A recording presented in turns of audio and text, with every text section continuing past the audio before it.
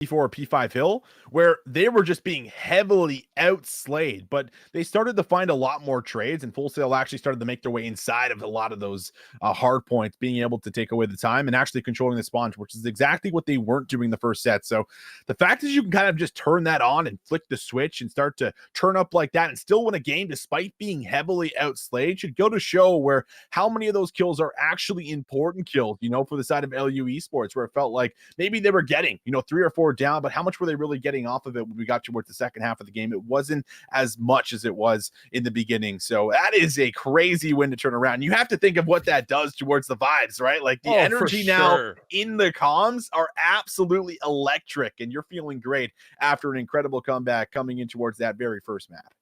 Unbelievable.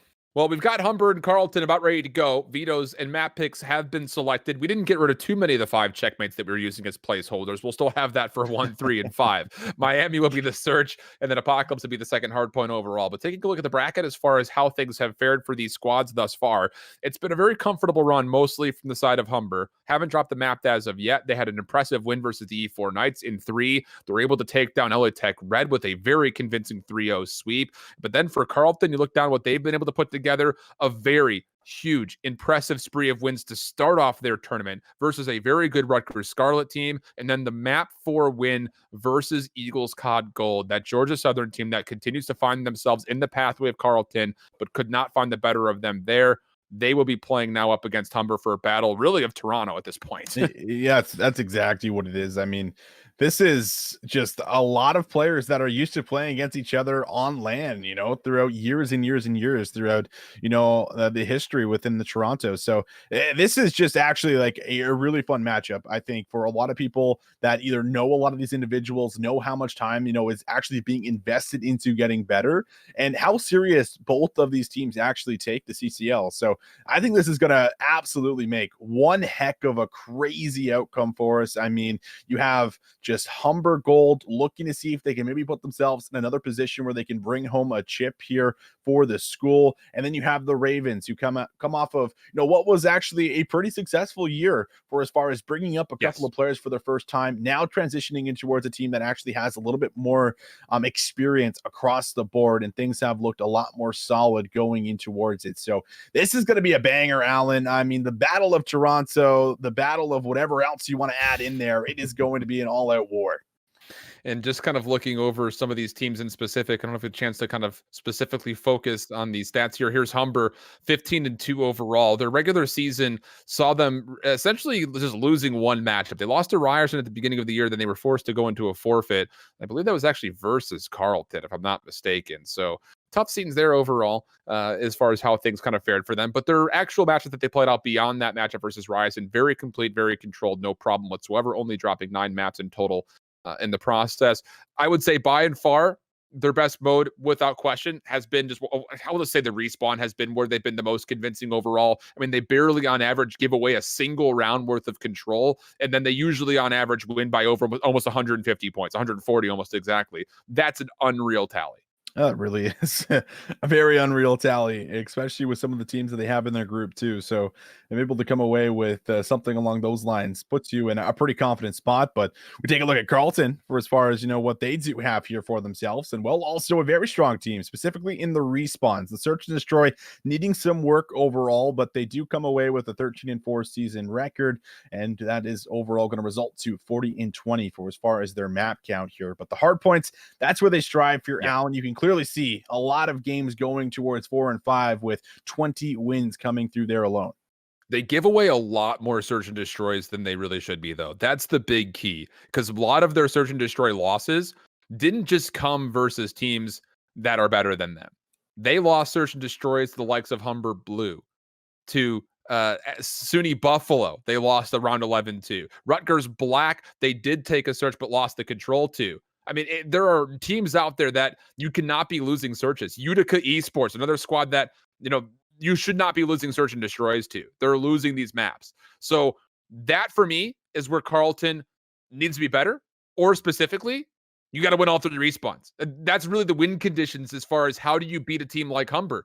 That's not easy to do because we saw the stats for Humber. They're complete across every Yeah. single mode so far, and we've seen them prove that so far here in these playoffs versus 2 very good opponents in their prior 2 matches. That's right. There's not too many weaknesses here, and there's also a lot of synergy. I feel like where some of these schools, I feel like now that they're building up their esports programs, like you can actually see some of these competitive Call of Duty players that are competing in challengers. You know, like we saw, who was formerly known as Cush Point. Abbas now coming in towards the mix here, looking to see if he can maybe make these moves in towards the collegiate scene here with the likes of someone like Figure, who actually has a lot of time spent with in a lot of these lanes as well. So there's a lot of chemistry, there's a lot of teamwork that's been built up. I already talked about how serious they're taking it and how much they've been able to improve since the beginning of the season. And yeah, they're very solid across the board. So it's really hard to come right in and say, all right, these are the game modes that we have to kind of look at. It's like, well, they're pretty well rounded. So you have to kind of just play your game and be able to contest every single map here, or else Humber might be able to have the edge, purely through their slaying power that they bring individually. Yeah, I'm really worried about the search destroy here for Carlton. I can't say that enough. I'm really worried about it. And beyond that, whenever we talk about Carlton, we always talk about Hawk, we always talk about 47, and I think even more so this year 47. 5v5, kind of an okay year for him overall, but 4v4 47 is a totally different type of monster. He was just playing in the elite quals today. I mean, finished I think top 6 overall. So that's a guy that has a lot of skill, a lot of talent, and can take things over, especially in respawn. The problem is, where do you find an opening to take over against a team like Humber Gold? Because they've only become a better squad, I feel like, since they won their Black Ops 4 championship in season 1 here at the CCL. Yeah, they have only gradually gotten better. I mean, this is where we have to kind of start asking, how good can 47 be? And we know he's talented, man. We've seen him do it. We've seen him take over. Like last year, there was actually some maps where he was just purely dropping like 50 kills, and it's like, all right, he's here to play. You know what I mean? He has this ability built into him. He also has just this clutch factor where I've actually gotten to talk to him. He's like, dude, I actually feel a lot more confident, more comfortable when I'm in 1v situations. So when you see this man in 1v2s, 1v3s, he's like, I feel like I have no pressure. It's if I win the round, great. If not, oh well, we move towards the next one. But he loves those situations, he loves those moments, he loves the spotlight, and that is not something that every single player loves being in when it's a lot of pressure raining down on your shoulders. But someone like 47 has that ability, has that within him. But I think we're loading up for map number 1 here, Alan, as we get into it. It's going to be a banger. The Battle of Toronto about to take place. Checkbait hardpoint. Here we go. Darn interesting, to be sure. Abbas, another one of those players that has done pretty darn well when it comes to his challenges run. Kayam, you already know. I mean, if you've been following challenges over the last year and a half, 2 years, you'll recognize the name without question. But Maka had some incredible gameplay to showcase for us versus the E4 Knights. Really, for my mind, was the surprise player overall, as he is one of the newer players overall to this squad. Hawk able to kind of keep things interesting from the plane wing, but the SMGs for Humber now trying to push forward. Denied by 47. He'll find himself 3. Definitely still staying hot after his challengers played earlier today. There it is, right? We already talked about it. Starts things off and is able to clear out a lot of space, which also forces some of those deeper spawns. And 47 almost snaps towards another one for what would have been about 5 or 6 in a row. But the Ravens now going to start to back up a little bit so that they can, in fact, play for the spawns, while Hawk is going to position himself inside of the plane. Just seeing if he can get away with a couple, maybe even a third. Does get close, but Maka there for the trade. But the hill pops, Ravens are in control, and now it's up to Humber Gold to come through with a break. It's all task to ask, though. Setup is looking pretty solid for Carlton through and through. Bed just trying to play through the tube. Yeah, this is troublesome here. There will be a spawn flip out moment, and Abbas is able to get a shot punch into 47. That'll keep him safe, and that will flip the spawn. Now turning his attention back towards the hard point, though, as Carlton have a bit of an avenue to try to work through this top P4 lane and container. Figure not sure which direction to shoot at. Does get taken down, so how about this? Carlton still keeping things dicey. Even though they lost the spawns, that's all in all not bad. Not great, obviously, because you have the initial setup for the second hard point, but not bad in the form that you didn't really fully get taken away, as Humber is only going to get about 20 seconds on this hard point. Only about 20 seconds. I mean, the fact that we're 2 hills in, it's been a lot of time contested so far. A lot of it actually already going towards the game clock. So this is a little bit interesting, only to see, just barely, but 40 points up with a lot of points up and available in general. So we'll see now the new hill pops, and Humber trying to make them themselves in towards the new point here for themselves. And 47 up top has a big gunfight, can't win it. Maka able to hold on towards the top pressure. And this is going to be big for as far as at least controlling and zoning for as far as the future hills, as well as getting as much time as possible here on this one. The setup is all right, but Carlton quickly going to put some pressure on. Spam shots for Hawk, not even really all that close, but the SMGs will take up. One of them being 47. He's already on 11 kills so far. Finessing, staying alive, wants the gunfight versus Kayam. Oh my goodness, you want to know if he's feeling good. That engagement should tell you more than enough. Now pushing even further forward. 47, not missing any shots at the moment. Also, he's going to play off the long flank. Figure not ready for it. It's 5 in a row for Andy, and that'll be enough for Carlton to not just tie the game. They'll take the lead right back. Take the lead for just a couple of seconds, but they do in fact have themselves the early setup. So now they can actually look to run away with a bit of this lead. It's up to Humber Gold once again to try and find themselves a break. They're going to do it through the middle of the map here for themselves. 2 not going to go their way. Kayam responds back with 1, but that just needs to simply try to get up inside, maybe play his life, but Maka able to now threaten to push through in from behind. This is Humber's chance. They're going to break in just about 20 seconds going over to the Ravens, and now they have a chance to maybe come away with the last 30 as long as they can hold and zone things out. Very back and forth affair, and I hate to say that we told you so, but it's the 47 and Hawk show still. Someone's going to have to do more than that if you're going to beat Humber, because as good as they both are individually, you're not going to beat Humber 2v4, and that's currently essentially what they're playing. I mean, Streaky, good for him to get some hero time in the mix, but Humber, they are in a position at the moment, going over to the 5th hard point, in which they will have numbers to break through the back, and that will indeed be the case. Abbas is playing his life only for a small time, turns his attention forward to get the kills, but Hawk responding in kind will actually do almost the exact same thing. He's going to go topside container. Maka, is he going to look above to see this happen? Does it not seem to? He will get tagged up. Hawk on 4 in a row, looking for his 5th. Will actually fall as Figure comes there to help, and Humber, they will put themselves in a favorable position for the 5th hard point. This is a big play out of Maka to come through and towards the back, plays his life, and that's also 4 in a row for him. But while that's happened, you actually do see a bit of a moment for the Ravens to be able to surge through the front. They're only there for a couple of engagements, and in the end, the numbers hold true. Humber going to be able to get it. Bass going to pick up a Diamati, so has to go back and make sure he gets himself a weapon he can, in fact, utilize from medium to long range. And meanwhile, it's Figure, who had a slow start for us, Alan, but he's now getting himself going on 4 as well. So Humber with control, coming out with the last 10 seconds, looking good with the slight lead heading in towards the reset. Back 7 in a row, artillery strike earned. 13 and 6. One of the newcomers here for Humber. I don't know how Humber keeps finding these like out of nowhere players, but Maka has been very impressive.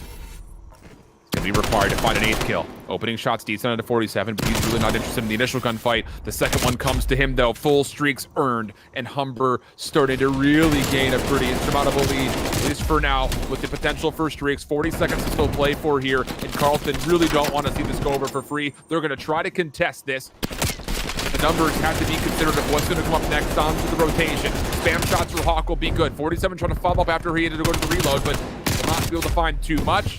Bad able to try to work his way forward, but Humber should get the back 20 seconds to put them around 150 points. Good position for them to be in. Bass does make the move, but will be shut down. 47 follows up with the second. You can come away with a lot of time on P2. And so far, finding the first 3 or 4 kills will make things just that much easier. As 47, he can continue just to press forward and force the earlier engagement, so that does in turn make Humber spawn just a little bit further out. Hawk now on 2, 21 and 12 for him.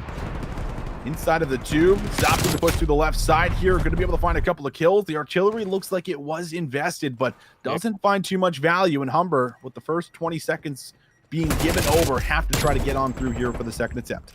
You don't often see many kills with artillery strikes, even less often on a map like Checkmate. So at least they get the information as far as what Carlton wants to do for setup, but it might not make much of a difference because Hawk has found himself a double. Knows the 3rd is around the corner. Wants to get the final shots into Kayam and will, just in time to earn the artillery strike. Carlton, back 20 seconds, will be tested one more time. Abbas, the first one forward, will fall. Maka trying to do something from inside yellow, and he does more than just something. Does a little bit of a lot. Berto is going to try to keep himself alive. Will make sure the back 10 seconds stays safe, but Humber will still be all right. Trying to contest this rotation going over the 3rd hill.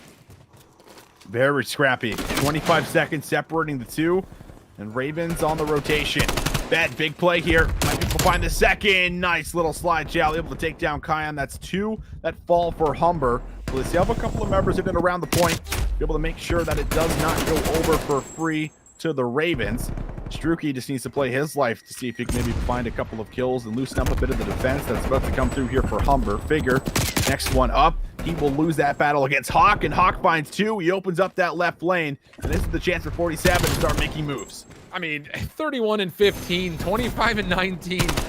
Oh, it's devastating. These two together are really something else. They're nipping, clawing their way to keep Carlton into this game. 47 will gain a little bit of space. Teammates helping from all over the place up top. Things looking really good. Charlie stream still going on as well. It's going to be into a round number 9 for Full Sail and LU Esports. Full Sail currently in a really strong position, up 5-3. It will be on the defense coming up, but still making our way through a very hotly contested hard point. Both these Canadian schools duking it out, and 47 is on another spree, 5 in a row, cut down, but Hawk still has the potential to play for streaks of his own. Yeah, if it's not one spree, it's the other, but Hawk is shut down as well, so Struki forced to try and make the play inside of the point. Nade goes out, does tag himself up, I believe, as well as a Humber player. Goes for the slide shout, will be punished for the play. Ravens come out with a lead on towards P3, but so far, Humber breaking in towards the point, might be able to take it right back. Maka for a big one. He got an artillery earlier on, still has that cruise missile, and he's now back on 4 in a row. 20 seconds left, the hill being contested. A 1-on-1 for the time. Good help here from the teammates out of Fager to make sure that that battle does not come down towards Maka, and he's still free to collect the remaining 15 seconds. Oh my goodness. I don't know about you, Austin, but I am barely on my seat right now. I'm so far forward in my monitor watching this series. Full Sail, meanwhile, you see them on the other screen. They will confirm their 6th round with Sneaky and Void clutching things up for the defuse. So Full Sail will go up 2-0 in their series. Meanwhile, back over this way. Humber looking good for right now in P5, but they do not have spawns. And Struki, he'll come through to find the first elimination to open up the hard point and then jump on for the time for Carlton. Right back into the mix they go. 40 seconds to play for. And look at the pressure that you're seeing from Carlton across the map. He's got 47, still dominating through the plane. Will be cut up, but the pressure is so good that Humber, they are going to have a hard time finding a way to break before it gets to scrap time on this 5th hill. It's the spawns that have been helping the Ravens so much, but finally there's a breakthrough. Humber going to be able to contest this at about the 30-second mark, and Abbas maybe able to find a couple more that push on through. There's Kayam for 2, Abbas maybe for 4 in a row. Gets help from Kayam.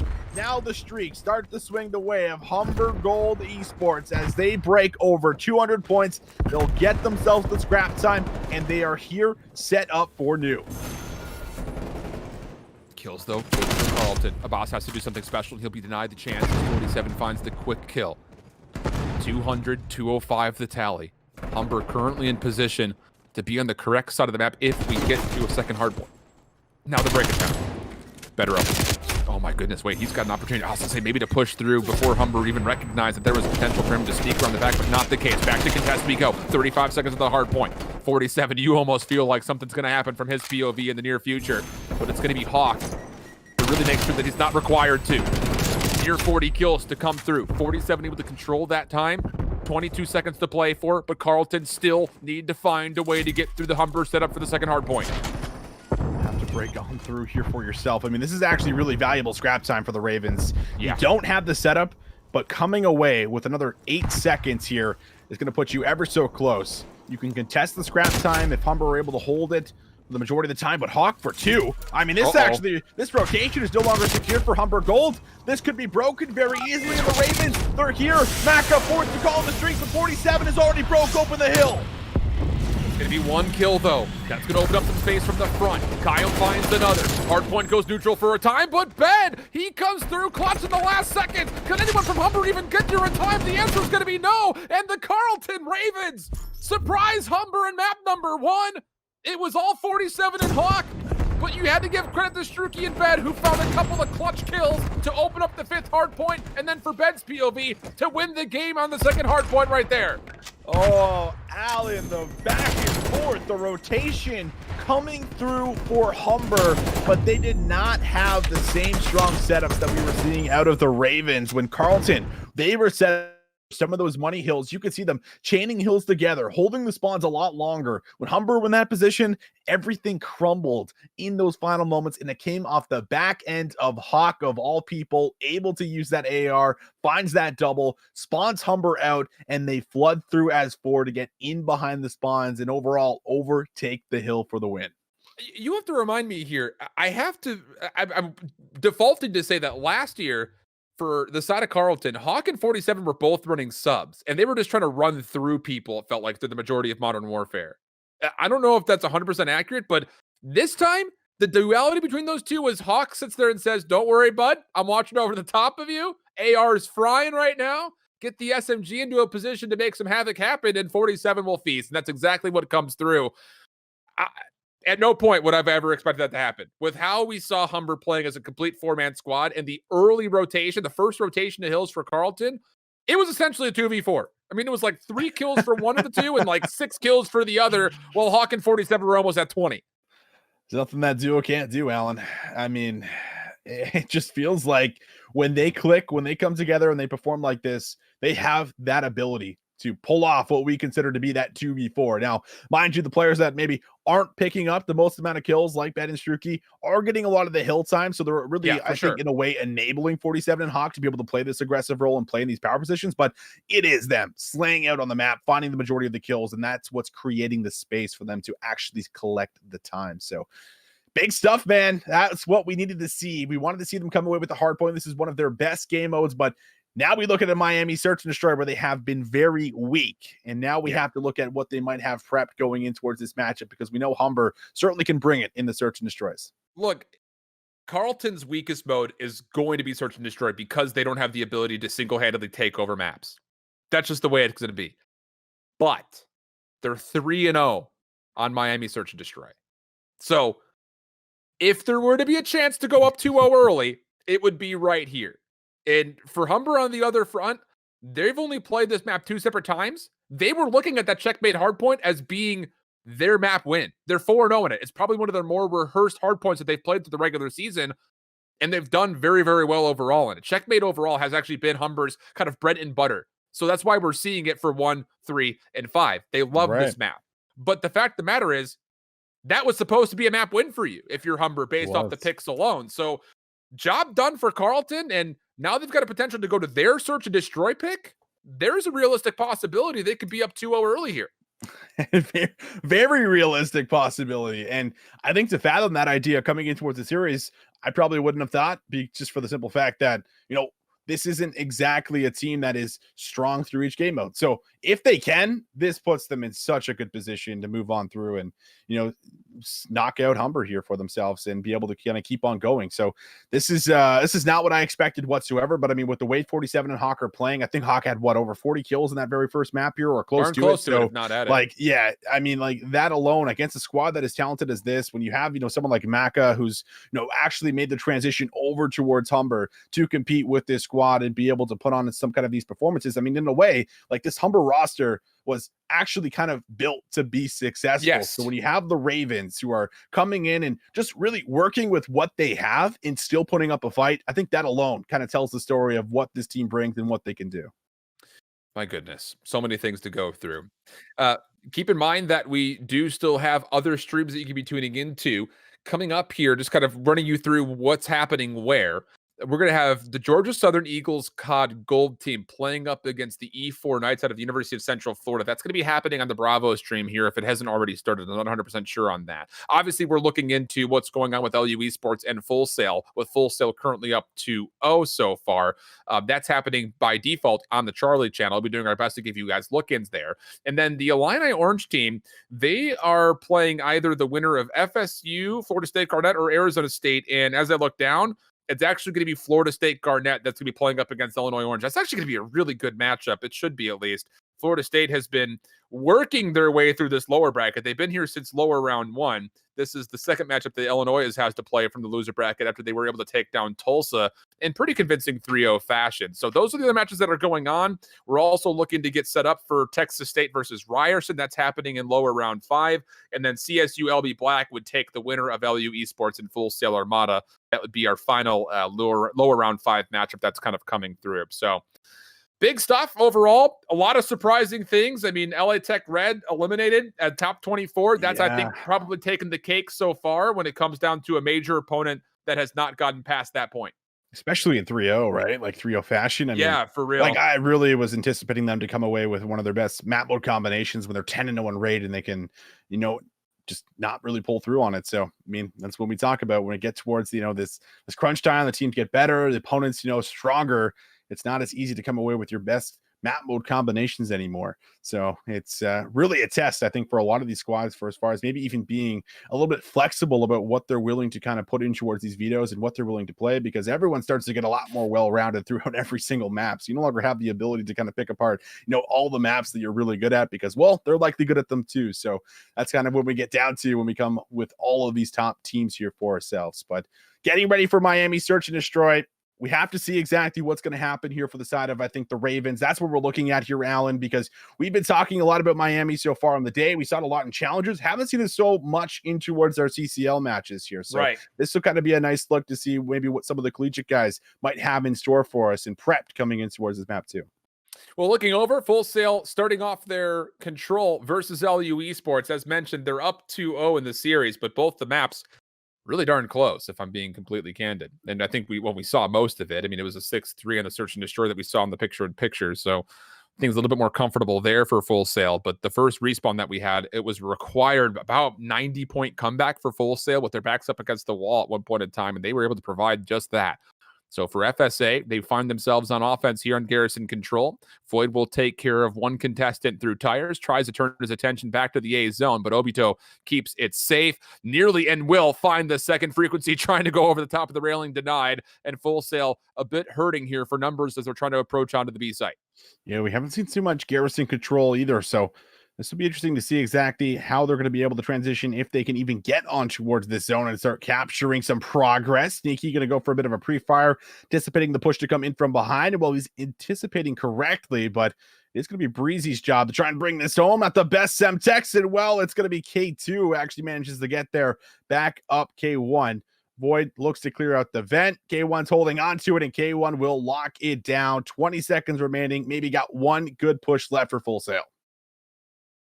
They have to clear space in the middle of the map as well. Not going to be allowed. K1 watching it the entire way. Breezy hoping for the trade. Will just barely get it, but the trade instantly comes through on the opposite side. Void has to make a play. Finds the first two, but there's going to be a third contestant in Obito, but can't lock down the shots. 3 seconds remaining. Full Sail will not get here in time. Nearly some late heroics. Well, actually, wait a second. 0.1 seconds. They do get there, but immediately taken off in LU Esports. They do convincingly, I would say, take the first defense. Yep, I would say so as well. I mean, I don't think any ticks end up going over. There was maybe a couple of touches. Other than that, they're just funneling in with all of that aggression, just controlling the vent system and just doing really a lot of zoning in and around the point, never really allowing Full Sail to actually get set up. And that is the key on the defense here on this map, is making sure that the offensive team is not allowed to get set up so that their reinforcements start to get there a little bit sooner with the closer spawns and whatnot. So we'll see that at least the first round come through here for LU Esports on their defense, but now Full Sail Armada, they'll have a shot at their defense as well. 6-2 for K1, 6-3 for K2. And Obito right there with them. It's LU Esports team, not to be trifled with. If there was ever a team that could fight back for the brink of elimination, very well could be this one. But the first couple of kills, not convincing for that storyline. Breezy needs to be turned around to find K2 and will very much so secure that. Good couple of kills to start off Breezy, who had a slow offensive start. But for Full Sail, now you've got pressure through the middle of the map. Breezy trying to lock down long angles. Doesn't like the look of that gunfight, so instead goes and plays with a little bit of elevation. And, well, for LU Esports, they're going to have to essentially brute force their way through the dark alley because there's not a lot of opportunity to work through the middle of the map. Just not, but Breezy here is in a very nice position because he can help out wherever he starts to see that information or the shots start to pop up on towards the mini map. K2 will fall, so that's now an AR that you've lost. They'll have to turn and either fight for the control over the middle of the map, or they have to try and press forward. And everything just turns sideways here for them. LU Esports can't really find a whole lot of trades, so now they've lost a huge portion of the map. There's only 20 seconds left. Down in life. This is a very convincing round for Full Sail Armada, and well, this might be another one where no one gets a tick. Could be that way. 10 seconds. Live's not all that favorable either for LU. Breezy waiting for the time to go. Instead decides to plant himself by going prone. That'll be fine, though. Obito has snuck his way over towards A. He's keeping this clock stalled. Now, remember, this is not the patch, or at least not the update that we're playing on, where they get an extra 20 seconds. So he's going to have to win this 1v1. Turns around for it. Obito takes down Sneaky. Wait a second. This is going to be more time stalled, which will give an opportunity for LU Esports to still posture for this hit towards B, but everyone keeps coming one by one. Yeah, now we've got Void trying to take the challenge. Obito deals with that. One more on the outside. Could he do that as well? No. Does get turned around. A couple of seconds left remaining. And now LU Esports, their only hope for success on this attack comes by way of the B zone. K1, he's got to just sit on the zone. You can't afford to leave it any longer, so you have to watch over him in particular. Breezy does contest the zone as he waits for anyone to make that first move. Just need that last tick to come in. You get that extra minute. Over towards A, but B, lots of work needs to be done. There's the kills. Sneaky. Frequency able to come away with a couple. Breezy up close finds the third, and well, the last one remaining is K2, but he's not even close to the objective. And it does get a little bit dicey, but in the end, Full Sail Armada also close out their defense. If Obito finds that last kill on that double chow all by himself, Full Sail all by himself, I mean, that's play of the day, because he likely locks down that A zone completely, adds time to the clock, and then he could play off the flank. But he does barely get turned down from that happening. Unreal. So 1-1 we go. Defense successful thus far. A much better second round for Breezy, as he found 4 in a row to end the round up. He was like 1 in 5 or something like that, I think, to start off his first offense. So big bounce back for him, but we need to find that same success here offensively if Full Sail want to have a chance to make some progress of their own on this attack. Breezy is also on 4. Getting streaks on this map mode combination, actually pretty important. Breezy just hops up a little bit recklessly. His teammates, in the meantime, to make a little bit of entry in towards the zone, but not before K2 comes in there swiftly to clean them on up. Now K1 already looking at where they're looking to send their next hit, and K1 comes away with the kill. So this entire right side now is on lock. K2 has got the other side on lock, and it feels like you're just trapped in your spawn halfway through the round. I mean, K2 is literally in your spawn, still on 7, looking to get that second streak.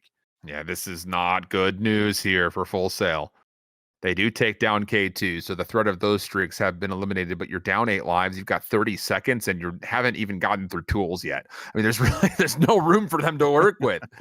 Every kill you're seeing in the kill feed is happening right in front of their spawn. 22 seconds to play. Semtex will open up a bit of space through Dark.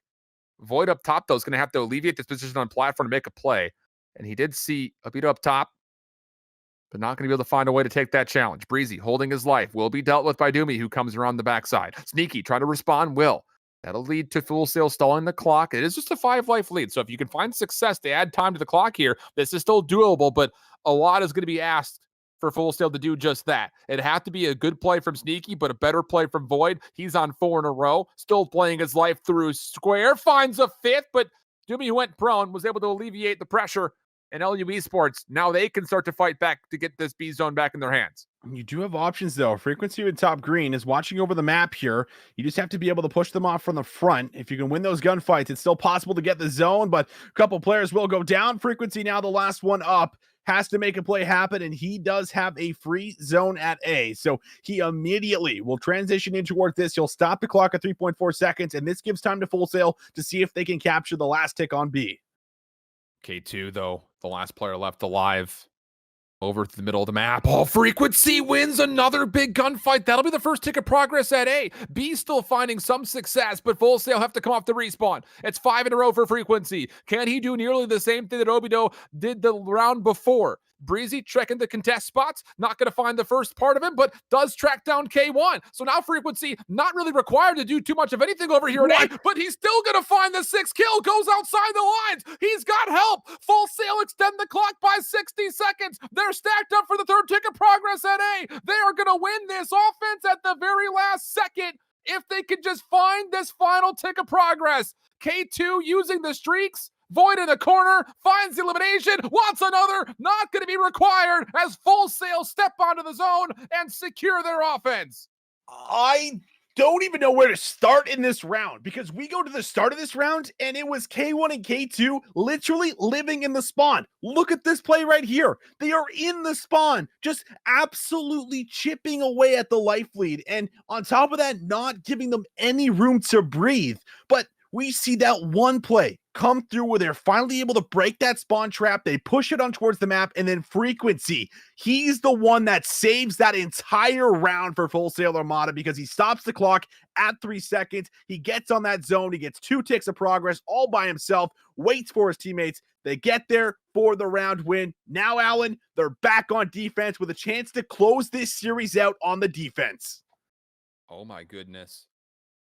Meanwhile, you see in the picture-in-picture, Humber have strike first in the search and destroy over on Miami. We'll jump to that one at the conclusion of this control. First hit coming out for LU Esports is going to be hard focused to A. They've already got 1 tick of progress. They worked their way through green so darn quickly that Full Sail might have to think about chalking this. They're going to pull out streaks, but it's not going to be before the second tick of progress. You've got to call this in. Stop just sitting and staring at people. I mean, you've got to make a play happen. Frequency finds 1 off the kill, plus 1 more with the Krieg. Looking for more. He's still going to find that 3rd elimination, but needs to move forward. 1 more player up top is K2, and Frequency comes up big again over the A zone. And on top of that, Void's already picking up the slack, making his way over towards B. In the vent system, he goes lurking, finding that first one. And it's Frequency who comes off another 5 spree. Everyone slaying out right now for the side of Full Sail Armada, but you have to do a little bit of damage control because you just have to get 1 tick over towards A, and then you can ignite that push by B. But Sneaky on a pinch might be able to find some value, but K2 turns and snaps. However, everyone else winning the gunfights right now for the side of Full Sail. They now have middle map control, and LU Esports, they are getting low on time. 30 seconds remaining in the map. Frequency's heroics, undeniable for Full Sail. LU Esports have done literally just about everything they needed to do correctly, but Frequency not going to go down without a fight. Last couple of seconds here for LU. K1 can step on to stall the clock. Void mid-map, deals with the first, turns his attention back, able to find himself a second, no problem, but Doomy with a couple of kills. There's an opportunity where K2 can now be the next one forward to try to stall this clock for as long as possible, but denied by Breezy. 5 seconds on the clock between LU Esports and an elimination. Not looking good for anyone to touch in time, and Full Sail Armada, 3-1 in the control. They take down LU and move further forward on this lower bracket. Here is the spree from Frequency in the end. Man, Void top frags, but Frequency wins them this map without a doubt. These sprees are great, but it's just that individual play that you have to come back to again, Alan, when he's able to play his life for as long as he did, and that is enough for Full Sail to come away with the dub in 3-0 fashion. Who would have thought? 2 crazy comebacks for them, but we got to take a breather, move in towards what is now the match here between the Ravens and Humber Gold, currently tied 1-1 in the S&D, but Ravens leading the series overall 1-0. Carlton, this, like we mentioned, is absolutely their best search and destroy. So that they could ever do something, it would have to be here. But easier said than done because their search overall definitely their weakest mode by far. And now Struki. 1v3 situation if they want to find their first offensive round. Not looking great. Doesn't have the bomb in hand. Still has to work across the middle map. Decent shots into a box, but not allowed to find an opportunity to convert onto the kill. Figure from behind him tags him up enough for Abbas to find the easy kill. Humber just locking things down on the A side, and once you lose that first player, right here actually, we'll get to see it again, perfect. So yeah, once you lose that, Bed's also, carrying the bomb in the situation, and then 47 gets heavily tagged, and Kayam's like, all right, I'm hitting it, I'll come through, and you no longer have anyone that's going to be able to make anything happen because Bass comes through, gets the trade, and just jumps on AC to watch over the rest of the map. And that was just a strong defensive setup inside of the visitor center, making sure that no one on the Ravens is going to be able to push through and look for a bomb plant. And this is where again, you've got Hawk at 5-1, but you cannot win Search and Destroy by yourself. It's just not possible. Not against a team like Humber, who are going to be able to play trades and get setups to make sure that the individual system that Carlton succeeds on Respawn is at least mitigated, if not fully denied. So a boss switching between weapons will eventually put himself onto a Krig. He's going to be the only member for Humber playing over towards A. And really his job is just to make noise. Because you look at the setup for Humber over towards the parking garage, nobody's moving as of yet. This will be kind of a concealed play where they're going to try to swing Carlton back to the B site, or pardon me, to the A site, and then execute towards B. It just comes down to, can a boss actually make enough presence to make that happen? Well, halfway through, Humber might have to come to a conclusion here very, very soon, because you're looking at what we have on the map, and yeah, Bass is over here, but hasn't been able to actually do anything. There it is. Yes, he finds the kill, and now it's going to actually start to maybe rotate some of the members off of Ravens, but we will see 47. He's not falling for this. He's got a player up top also watching over him. Have to get this bomb down. These kills could play the difference in the round. Favor's going to try to force the play. Does find 47. Looks up top, and there is the double. Last one left alive. Going to be Struki as he's left alone in the 1v2. He can't play over the top of the jump wall. The bomb's going to get planted at the exact right second, but now you can play for exit. The damage good for Struki, but chaos. Wasn't sure how he could finally get both kills. Semtex at his feet. Not going to find any connections. Humber will be allowed to exit through the parking garage, and Struki's going to have to pull off a masterpiece of a 1v2 clutch. He's got Kayam in front of him. Shots decent, takes the chow, not going to win it. Good help from afar, and Humber go up 3-1. They go up 3-1. It was looking a little bit scary, right? Because it took them a lot of time. So if 47 wins this gunfight, then you likely don't really take over the site. But Dead just not really ready whatsoever for this push to come through up top. And luckily, he does drop the nade to at least get one back here. But the 2v1 still going to hold strong for the side of Humber Gold. Struki just unable to get a whole lot done in these 1v situations. And Humber able to take advantage of it now, up 3-1, starting to pull a little bit away here in towards the Miami Search and Destroy.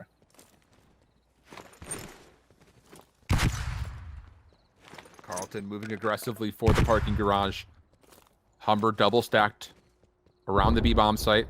Smack it down low. You've got number 7 figure up top. Semtex does connect, but not enough for the kill. Maka stays alive. He's still finessing to get away from what was probably 18 different explosions. And beyond that, he's going to have some help from Figure coming down the staircase. Humber still locking things up. The first blood will be traded back, so we have a 3v3. And eventually, Carlton win the B site, but not convincingly enough yet, because Figure's up top, wants to take the challenge for top piano, but denied. So things come to a 1v3, but it is Kayam. If there's anybody that you would want, you feel like he wouldn't be a bad option, especially with a Semtex placement like that. Oh, they're going to push right in, and it looks like they want to play for the kill right now.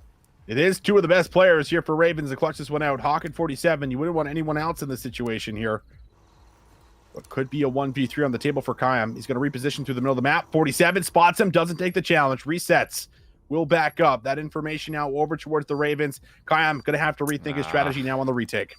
I don't know if he recognizes that he was seen, but he's thinking that they're going to bail out and play towards the back alley. That was not the case. They're re-wrapping around, check the bomb, nobody home. Kayam's not going to have a lot of time to make this play happen. Does see 47 isolated, wins the first gunfight, but where is Hawk? He's playing off the windows from the vans. Sees him, easy shots, easy kill. Carlton bounce back to make it a one-round game. And a 1v3 here. And, well, that is good, because if we did see something crazy, that might have just been the downfall throughout this map here. And it did get a little close, right? Like, Kayam with some finesse, able to kind of work the clock, look for the positioning to see if he can get in from behind, but it will be the ice out of Hawk, who's 6-2 right now, making sure that they hang on.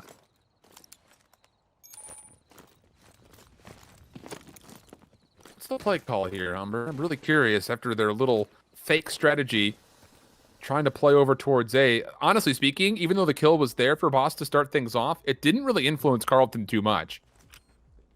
And this time, the Ravens are going to be triple stacked through parking garage. They're going to play aggressively around the back, and Humber are so worried about trying to clear off the front space towards piano. No one was even looking at the flank. The first blood is denied as it is traded away, but 47 is already playing through curve. He doesn't see Kayam. He was looking to the left. Kayam's going to get a free kill. Super unfortunate timing for him, and it'll be a 3v2 situation in favor of Humber's offense. Could have been a moment you're looking at your mini map, or you just looked into your left, right? Don't see the head. Might cost them the round. 2 versus 2 though. Bed has a position, snaps on 1, looks for 2, is waiting for his teammates. The nade goes out, it gets him low, but Maka posting up top of the staircase, a chance to be able to bring home a 2-round lead for Humber Gold, and it's going to be a retake through the garage for the Ravens. Maka's in a pretty good space here. Should have heard that slide to the left. Yeah, he does. He looks over toward. He has a Semtex to play with as well. That's actually a get out of jail free card for him. Hawk's gonna stick for this. Bed falls. Hawk trying to find the trade. No, Maka clutches up from the high ground. And Humber go back up by 2. Oh, they go back up for 2, and we get to see it from his POV. We get to see the patience, and just an absolute snapper. And Hawk realizes, I got a challenge. I got to bring home the kill. Can't do it. Doesn't land all the shots there. And Maka with a incredible 1 versus 2 to give Humber Gold the edge by a couple of rounds here. The Ravens starting to feel that pressure. It's been Hawk doing what he can, but everyone else now needs to get involved, and we're going to start to see them rally together. More aggression potentially in the cards here for Carleton. Making their play through piano initially. Humber will not be setting up the same way they had prior. You're going to have a boss who's playing over the catamaran. He's going to have help from Kayam to set this play up. And as soon as Humber say, okay, we're locked in, we're good to go, you have to feel like Kayam will move over towards the middle of the map. But still waiting for information before that call is made. Struki from the backside of the piers, looking for any information, but Maka will not give him an inch. Or maybe he will. Long shoulder peek comes through. Struki can give that information away. You see the trophy system already down. But maybe Carleton getting rid of cold feet. They haven't committed really anywhere yet. Oh, big first shots from Kayam. Oh my goodness. What a beam. He's also landed shots out towards 47. Half HP for him. And Andy, he's got a sub in this position, but they haven't really fully committed to a site. This is really risky. Bed's pushing up with the bomb here. Now he needs to backtrack, but 47 answers back. Bigger for the trade. 2 versus 2 as the bomb goes over towards B. This should go down. You don't have both Humber members together as of just yet. And Struki up top can't find Figure for the kill. Oh, it's going to feel terrible for Struki. Especially as a boss from the backside is able to find the easy trade. Now it's down to Bed. 1v2 situation. He's playing a little unorthodox, holding a really close corner, but one that I don't think many would check. Abbas gonna get tagged up. Bed finds the first. He wants the second, but no. Abbas will deny it, and Humber will go to map point up 5-2 as soon as Abbas decides he wants to defuse. That's a classic right there. Abbas always loving to play with his opponents, shooting some bodies, you know, sharing the love. But Humber Golds, that is now another round, and that's really the dagger round that you feel like plays the factor. But I'm glad we get to look at this now. Look at the shots. Just pure appreciation. Just beautiful out of Kayam, finding that head. And that's also the top fragger here for them, too. So when you eliminate Hawk like that, it puts you in just such an incredible position to be able to actually come through on that round. And this is what I think we were all fearing. But here's the thing about this. If you think about this objectively, pending a massive comeback here from Carleton, they've already done more than required of them to win that first hard point. I mean, winning a search and destroy versus Humber would be extra incredible. Still an opportunity as Humber is starting to move into the teeth of the defense here for Carleton. 47 playing a corner, sees the head of Maka.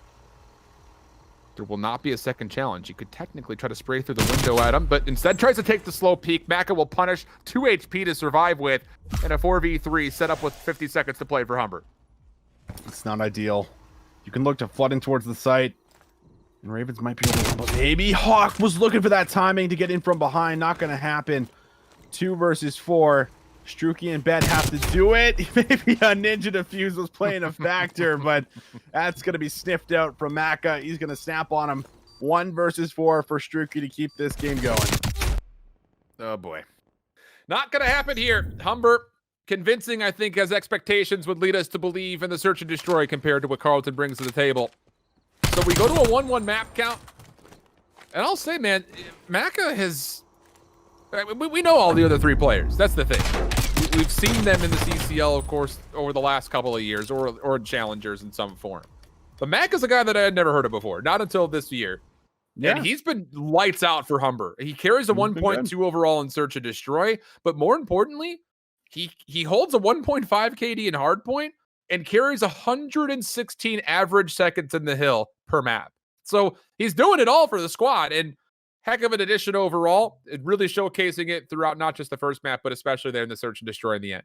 Yeah, I mean, he's someone who played a lot in the Northern Rivals that Toronto Ultra were hosting all through last year and was putting in the work. And that was, I think, where I realized too, I'm like, oh, hello. All right. Nice to meet you, Maka. I can see what you can do now. So able to kind of give us a glimpse of what he brings to the table. And well, with this squad, I feel like it just fits in perfectly. And Humber now just need to kind of figure out what they need to do right coming in towards the respawns, because those are going to be the maps to take for the side of the Ravens. If they can come out here, with some of these strong aggressive plays like we saw towards the map number 1, where it's Hawk at 47 doing a lot of the controlling, while you're looking at Struki and Bed to kind of just focus on a lot of the objective time and securing the ticks here for you.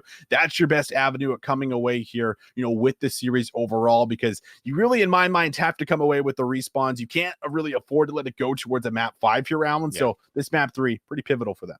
Humber Gold, one of their best controls that they've been able to play throughout. For Carlton, I can't really say necessarily the same. Only a couple of instances they've played in it, and they only hold a 50-50 tally on this map. We'll send things to a break, come back, give you the full breakdown of what to expect for the checkmate control coming up right after this.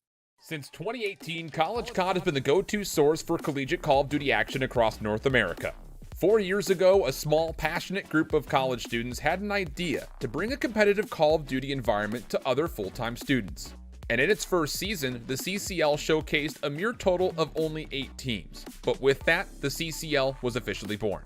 Fast forward to today, the CCL now encompasses 180 teams representing over 150 different schools. What started as playing just for bragging rights has turned into more than $30,000 earned by students in total prizing. And in that time, over 2.7 million total viewers have been a part of the journey to where we are today. Wow. But we aren't done yet. Every year, the Esports Awards host a place to recognize the best in collegiate esports, and we would love your help to gain a nomination in this coming year. To help nominate College COD for the Esports Collegiate Award, start by going to esportsawards.com/nominate. On the left side of the screen, at the top of the community column, check the box for the Esports Collegiate Award. Scroll down and click Submit Nominations. Write us in as College COD, and if you want to help out even more, tell them why you love us. Write in our socials with any experiences you may have had with the CCL. Click Submit, and you're in the home stretch. To finalize your submission, write in your name, your email, then click Submit, and your nomination will officially be in. The CCL is 4 years in the making, and with your continued help and support, we will not be going anywhere anytime soon. Started from the mud, now you see us going up. Numbers never lie, now you see us blowing up. People used to front, now you see them showing up. So what's up? I've been down and out, but look. I'm trying to get where I'm going, but haters be trolling, that's what they... No one can buy a kill. Clay gets another. Seems good for now. Mac finds another kill. There is less than 20 seconds remaining. Whoever's on left, play your life. I'm about to go prone and chow ladder. Weak dead on tail. Ladder. Push it One back. shot. Okay. I'm setting down time. Dashy, AS&D Dashy. Setting down time. AS&D the Dashy. stairs. Look, AS&D.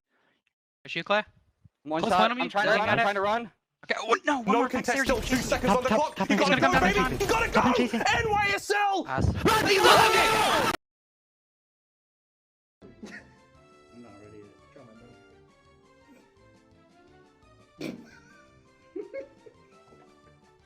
Dude, we're all shocked for this one for sure. This guy telling people names. Yeah, I think that's what it is. Something like this for sure. Yo, let him go first.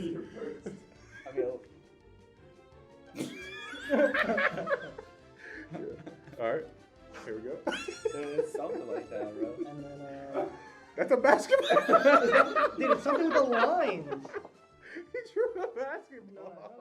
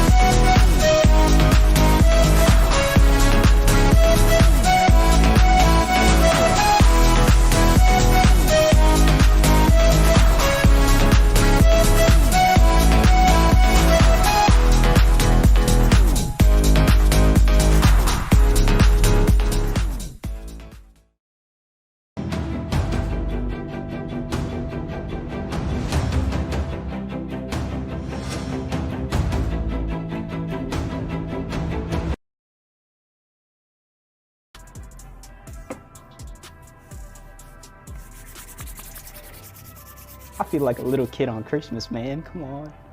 This really is the box of glory, bro. I feel good, man. Bro, it has the Dallas Empire engraved on it. I don't know if you guys can see this, but like, this is a beauty, man. It really is. See, this is the type of things that I play for, man. It's not about the money, it's about, you know what I'm saying, man. I think you guys know what I'm saying. This is great for me. It truly is. It has my name written in it. I have 3 words. I'm grateful, and that is all I can really say. Welcome back, everybody. We've got a good one on our hands here. Carlton holding up after the first map. Not able to put it quite together on the second for the Miami Search and Destroy. So we go back to 1-3-5. Checkmate, checkmate, checkmate all day long. Have to feel like those are all going to be picks largely coming from Humber, as that's been by far their best map across all of their modes so far.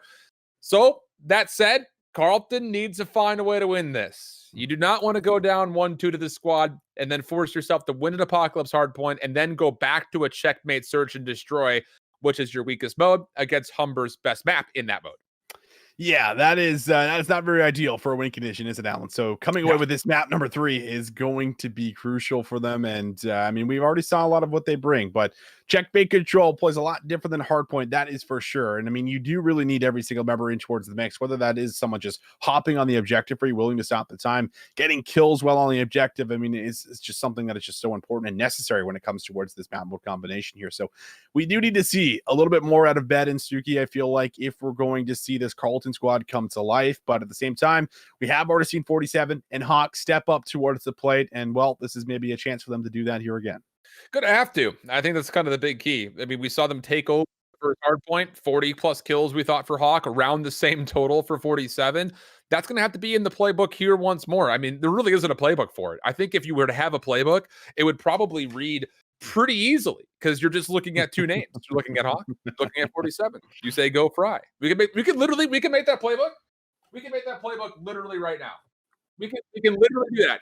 Here's the playbook. It's really, really simple. Okay, we've got our playbook right here. We're gonna go Hawk for the first page of the playbook. Beautiful, wonderful stuff right there. And then you've got 47. There's the 2 plays you're gonna run with if you're Carlton. Have fun with it. Let's see if it works. Well, we'll see how much of that playbook they have studied, Alan, and how much they're going to be ready. Could be difficult. Yeah, it might be tough. Might be a tough one. But yeah, I mean, I feel like in some way, this Humber squad, I think the one downfall is that if they do lose this map, a lot of these players do actually tilt. Kayam, first off, a little bit of a hothead. Like, when he's playing well, things are going great. When things are going bad, I've seen it on LAN, and it's not good. So I think that's one of the factors that you can look to do, is like, if you can maybe come away with this map and somehow you do pull this out, like that tilt factor maybe plays a factor, because they're thinking we shouldn't be losing to these guys, or better, we know we can win, we can bring it home. And that's maybe kind of the one point that you're playing on coming in towards this series. I feel like everyone else pretty level headed for as far as Maka coming through here, as well as Figure. But this is really, I think, going to be the pivotal point in towards the series here for us. And we said, even going in towards this matchup, there was a lot of prep in towards the vetoes, right? Like, these guys time to put this through. So I feel like at some point along there, you're talking about, all right, they're likely going to pick the checkmate control. We want to ban out something else here, so they have to be willing to play it and might have something ready here for us, because if not, then this is going to be obviously really good news for Humber Cotta for the rest of the series. Plot twist: we had the vetoes sent to us incorrectly. It's garrison control, not checkmate. That changes things out. Everything changes. Literally everything changes, because garrison control, Carlton's 7-1. They've played 15 controls, 8 of which were garrison. So that's totally different overall. You want to talk about doing your research? Well done, because Humber's 0-2 on this map. That's the only 2 maps that they've lost in the control have been on garrison. So now I've got a different state of mind. Now we go back to the playbook and say, what's the playbook now? now the playbook says this. We have to do this. We just have to go in and say, play garrison control. That's how things work. Boom. Page 3, done, written. Play Gary control. Wonderful. We'll see if that one, because that changes a lot. I'm coaching right? now, Austin. You find yourself a new co-caster. I'm coaching. Damn. I have to bring Benji in here as he's laughing in the background along the whole way here. I don't know if he'd be able to get too many words in. But that does change a lot, right? That does change a lot. I think that's really good news to hear. I mean, I was really expecting to come in towards a checkmate. I was like, man, I don't know how this is going to go, for the side of the Ravens here for Carlton. So now that you go in towards a mode that you're already comfortable with and one that Humber is not very comfortable with, I mean, that just changes the whole story, the whole narrative of what can actually come out here, because this is where you thrive, right? When you're putting 47 in these close quarter areas where he could be really electric with that sub, like that is the key, right? Like that's when he's able to actually really be enabled. And on a map mode combination like Garrison, where we just saw it from Full Sail, like one player can have a massive effect on this map. I mean, it can just be one big play, forcing that pressure to shift over towards one side of the map on the attack that draws everything to you while your teammates focus on towards the other zone. So yeah, one player can have a massive influence on this map. We'll see if that comes true. Humber, it's just one of those things that we continue to talk about, the fact that they continue to put together great, solid teams from front to back, no matter which game that we've seen them on so far. Again, Black Ops 4 Season 1 CCL champions. They beat Ole Miss back then. They had a really good run through playoffs last year, came into a bit of resiliency versus those Texas A&M Maroons, those Concords, GSUs, all those guys. But here, a different story is starting to unfold, because you do not find yourself on the same side of the bracket as either of the Ottawas, which is big news, because you're playing for essentially top 6 at least right now with this W. And end of the day, $25,000 split up between the top placements. That's not a bad spot to start. So it's interesting, because if you're Humber, you're looking at your bracket and you're sitting there saying, we shouldn't have a problem getting into that winner's semifinals, if not potentially the winner's finals overall, which would be great news, I think, if you're looking forward. But you got to get past Carlton first and foremost, taking it one map, one step at a time. Other matches are still going on, by the way. Florida State Garnett is playing up against the Illini Orange team over on Bravo. I believe coming up next on Charlie, they're going to be following along with the Full Sail Armada team, who are going to be playing up against who? Who do they play up against next? They play CSULB Black, who, to be fair, that should be an interesting matchup, because it's coast to coast. That's Florida, California coming at you. Yeah, that is a really good one. We'll have to see where the neutral host kind of lands in between those teams. But I mean, at the same time, for as far as like that battle, both of those teams coming off, I believe, hot 3-0s, right? And both actually having a couple of moments where things were really close. I mean, Full Sail in particular, they had a crazy comeback in that first map, able to bring things back after being down about 100 points. It was just, an absolute crazy finish for them. That momentum swings, they carry that in towards the map too. They come out and, well, the control was just one of the craziest things I think we've seen so far on the day for as far as an individual moment that's taken place on Garrison. So maybe get more of that coming in towards this matchup right now. But yeah, there is a lot of squads that have been able to work hard to get to where they are here. And now it's almost coming down to that moment where players have been playing for quite a long time. Fatigue maybe starting to kick in, and comes down to, who's going to be able to dig the deepest and kind of want it the most. Especially for those two teams. I mean, Full Sail had to go through Colorado Black to start the day, Butler and Map 5. They had to go through that LU Esports team that gave them a headache. And on the other side, for Cal State, they had to play through Penn State to start the day, Eagles Blue, and then LA Tech Red. So both teams have been in a pretty difficult position to make their lower bracket. But we turn our attention, of course, to what's on the screen. It's Humber going up against Carlton on this Garrison control. And, well, it will be the side of Humber out of the offense force. You want to talk about 47 running amok in the middle of the map? He's already found 4 kills. Maybe potential for a 5th on Damaka, able to help out with Scrooky for some team shots. And you can see, he just wants to challenge everything. Not even waiting for the regen, because he doesn't need to. 47, 6-0 start. Avast next one up. That's number 7. Streaks on the first light for 47. Give them both, why don't you? 47, 8-0, full streaks, 10 seconds left. Might go through the first round. Flawless, 47 for 9. Doesn't get double digits, just about. Avast there to shut him down. There will be no touch that comes through. Bro. Yeah, the Ravens, big fan of them on Garrison control. That is for sure. I can already see just the red and black flag, just like a little wavy flag that Austin's running with. He's got like a little spinny cap. My goodness, it just says 47 on the top like a helicopter. I mean, he's flying high right now, so why not? I'll buy into that merch. You can sell that to me. I mean, goodness. Austin, are we giving you a bonus for calling out that opening play? I mean, 47 middle of the map, watch out for him. Yeah, okay, he goes 9-0 to start. Yeah, I mean, it's just kind of wild, right? Like, this is just his playground. When you're in these close range areas and he can finesse in between cover, this is really where he thrives the most. But now we'll switch things up. We'll go over towards an offense with the side of Carlton. Fager finds the first blood, so that does slow things down for a quick moment. Carlton need to play for kills before they can really confidently push up in towards that B zone. And, well, they do spot out Fager, but Fager brings home 47, so he shuts that down. It's Kayam and Maka up top controlling green, and there is going to be at least one trade, but Kayam still holding on towards the power position.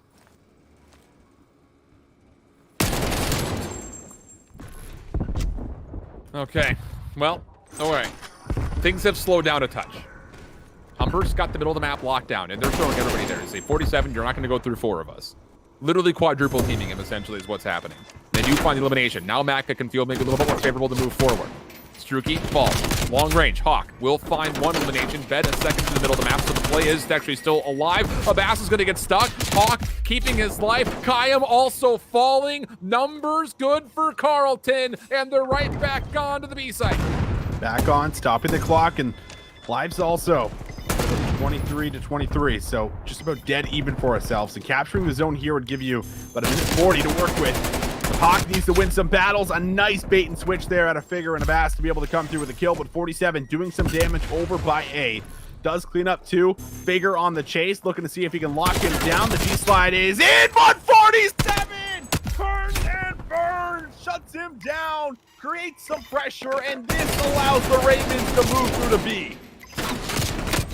I mean, I'm starting to second guess if his parents actually told him his real first name, because it might just be Clark Kent. This dude is Superman out here. 12-4 for Carlton. They secure the B zone. They carry a 1-life advantage. Struki trying to make a move through the middle of the map will be shut down. Humber trying to regain some high ground. It will require a long route for Figure. He knows he's got to challenge 47, and no gunfight is safe. Does still win the first gunfight and turns to get Struki off the second. So a bit of recovery here from Humber. They still have Bed in the background as he's working his way in around bricks. Seen out, will be cut down, and Humber have regained their A zone. 13 to 11 now. Life count in favor of Humber. And they have good control up top.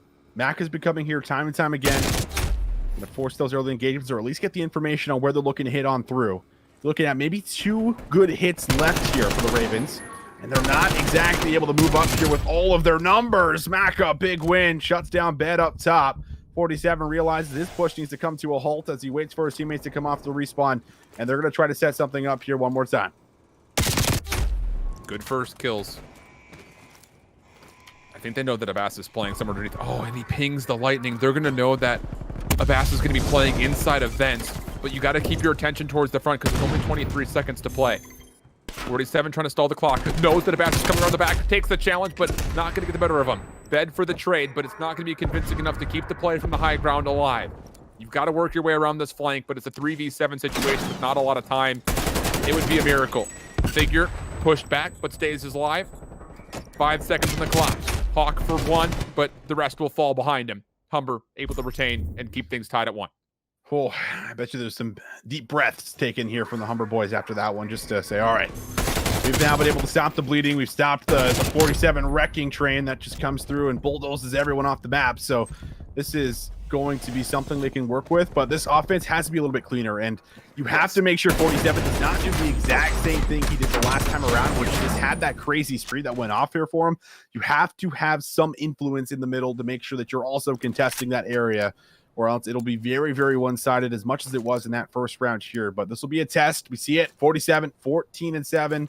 Hawk right behind him, 15-10, also putting in the work, but Struki having a slow start here for us at 2-13. Have to pick things up if the Ravens are in fact going to be able to hold strong and keep things going in their favor. That's the big key. I mean, we said it in the hard point. You just don't feel like not playing as a 4-man squad is going to be enough to get past this Humber team, but we've already been proved wrong once before. So fool me once, shame on you.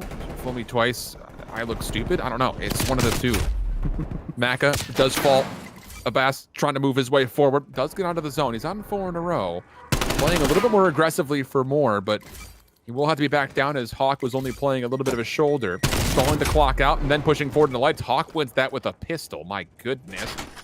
So 47 on 15, Hawk on 16, and as a tandem duo, they might just be able to do enough again to win this defense. It's possible.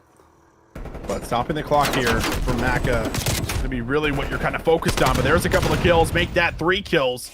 Clearing out everyone. The spawns are very deep for Humber, and it's just at the perfect timing for the Ravens because you got 30 seconds left. They're not really going to have a full-on team push without likely losing a couple of their numbers. And I mean, Ravens have only dropped 2 lives in this round, so they've been playing very reserved.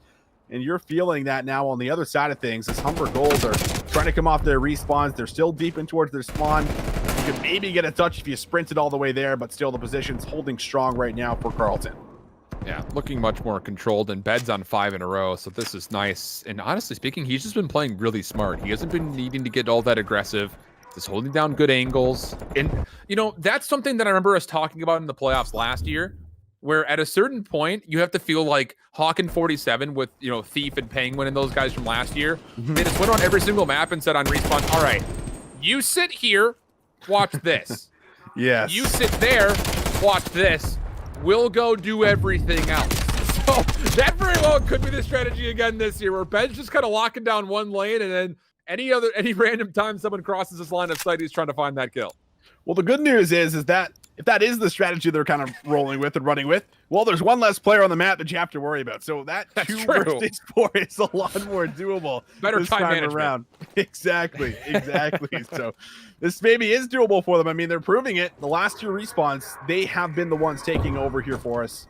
But you have to mention, Ben is holding his own right now. He's 14 and 10. Yeah. He's doing a good job. And we'll see if he can maybe continue that in towards what will be the hold on green. But he loses his teammates, and the push comes through to him. So that is a clean feed here for Humber Gold. Wiping everyone out here for the Ravens. Hawk getting shrugged off the head. He does get double challenged, so that's a good start. A break is solid. Humber able to come out here and take away a lot of the map. Maka in the middle is going to be a bit of a problem. This is where largely Humber found their success from the last defense that they put together. They're doing that once more. Maka off the regen, looking to play through vents. He'll be there to pinch this play through B if it ends up coming through. 40 seconds passed on the clock. Small life lead for Humber, but a couple of kills come through. That'll open up space for Carlton to start working. And Struki, this is one of those positions. You just sit here and watch this lane. Please give me the information. Any kill's a good kill. He does find one. That'll stall this progress for the defense to move forward. Second tick of progress on the way. Bad, nice little turn on to a boss. Able to find that elimination. One more deep, but it's Maka coming up the top to stall the progress and then deplete the second tick as he wins the gunfight. And you're coming down to about 30 seconds left as well. So looking good right now for Humber Gold to come out with a win. Kayam, little off angle, deep in towards the spawn, has the cross covered for anyone that looks to make their move here for the side of Carlton. Have to contest, have to get on the zone to stop the clock. 47 does find the window in from behind. Good help out of bed. They will be able to work for that first kill. That second tick on the way, but it's up to 47 to try and get something done. The push comes to him. His teammates slay in and around the point. The contest there from Avast, but not with his teammates. And 47 snaps on a second. That is the B zone and maybe even the streaks. And he has them available. He could look to use them going in towards A. This would be a really good opportunity because he's already moving around the back. Needs to play his life now as he's already lost Bed and Struki. But still finessing. Finds the third. You can tell he wants the next engagement every single time. Reads Maka from behind as well. Tries to fly to the second piece of cover. Hawk is now here to help. Oh boy. They've got time to continue to farm these kills. Struki's even in the point now. So as he's able to stall the clock out, every kill is a good kill here for Carlton. Hawk's on 6. Not going to get the artillery strike because he's already holding on to one from previously. 47's going to go ahead and hit the cruise missile. Second tick of progress, surely to come through. The third one on the way. They could stack this with a couple. Does Humber even get here in time? They might be able to cut, but they're going to find kills very quickly. The artillery strike's going to come through to secure it, and Carlton, they'll take the map 3-1. Oh man, the Ravens are here to play. This is their map mode combo, and Humber had such a hot start. Looked so solid off the break, but able to regain off the back end of 47's play to get in from behind. That opens up Closet, and that enables the push to be able to make sure that they get all the ticks and bring in that extra minute of time to work over towards A. Big stuff coming through here for the Ravens, and I mean, that map being Garrison over checkmate really changed Huge. everything for us, didn't it, Alan? Because now really they are does. in a comfortable position in this series and a chance still to close it out heading in towards the second hard point. Because page 3 was play Garrison control. There you And go. then when you're there, you either pick between page 1 or page 2. Either are fine. They went with page 1 first, and then they went to page 2 later. We got a I don't page know. 4? There's no page 4. You don't need a page 4. Just 3 pages. It's All 3 right, simple pages. That's the playbook. I playbook. like it. It's easy to memorize. Fair enough. Unreal. I can't believe it. I hate to come out as looking like, look, I will say it. I doubt this Carleton team because of the fact that they're just a 2-man roster that is leading the charge largely for this squad. But it is a big button, I cannot lie. These two guys are really good at making sure they're very responsible for their teammates. Remember last year, I remember talking to 47 and Hawk, and they were like, we've got these guys shooting 1,000 bots a day. Like, they need to be shooting those. Like, it is a requirement before we start scrims that you shoot 1,000 bots a day. So, I mean, they're very invested into the whole team overall. And you're seeing that come through. You know, like you mentioned, 5 spree for bet at one point in time. Struki holding down the point on A, finding a couple of key kills to make sure Humber doesn't just walk right on in. Those kills are important, but it all starts with page 2 and page 3 of the playbook. Hawk and 47 has to. It has to.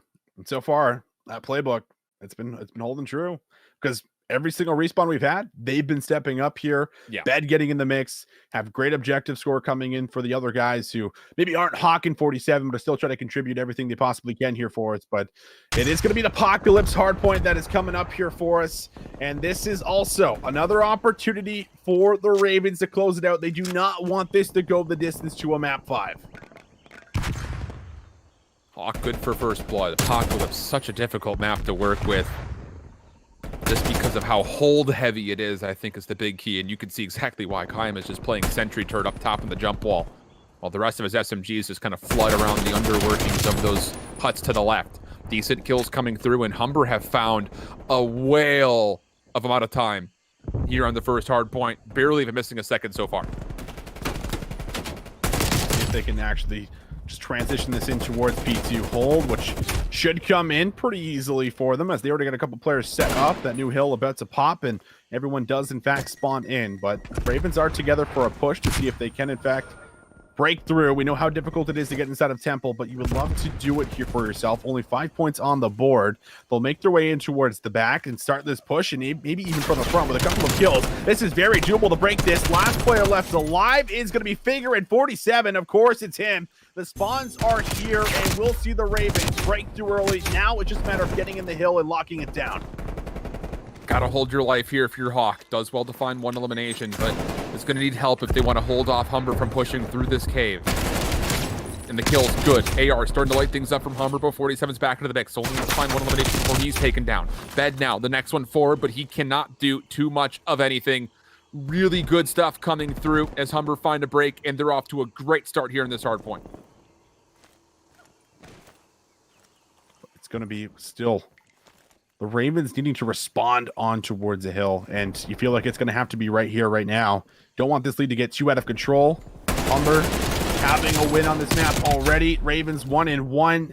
Looking good right now for Humber, but this time around it's going to be Ravens at least able to win a couple of the initial gunfights. Might be allowing them to pick up time. Hawk doesn't feel comfortable enough to be able to move on towards the hill itself, so they're going to be forced to try and play their lives here for a very quick moment.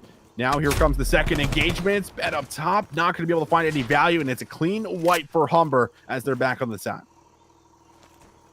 This has been flawless for Humber. I mean, the rotation into 2, good from the front. Even better to get now over to the third. They've locked almost every single second worth of time. And this is one of those maps that, again, it can be very difficult as an individual to have influence because of how many choke points you have to work your way through. It's 47. Gonna find a way to break, but it's just for scrap time. Meanwhile, on the other side, it's Struki. First one forward onto the 4th hill. Needs to play his life for as long as possible, but he eventually gets overwhelmed. Humber will win this rotation, likely over to the 4th hill, and with the kill off screen onto Bed, that will indeed occur. Might find a little angle here. There's the first one on the Figure. Snaps on towards a Bass for 2. Does he get a third? Yes, he does. It's the 47 show, and he's online with 5 in a row. Does get shrugged off of The Hut has to kind of play his life here for a very quick moment. His teammates are in 47 for 6. A chance to be able to get some very early streaks for him as Humber are going to start to spawn out. And this has been an excellent break off the back end. 7. It's just about working towards the artillery and locking in that final kill. Really good time coming through here. All of it by the way of 47, who's now on 8 in a row, fully streaked out. He's even found himself a 9th.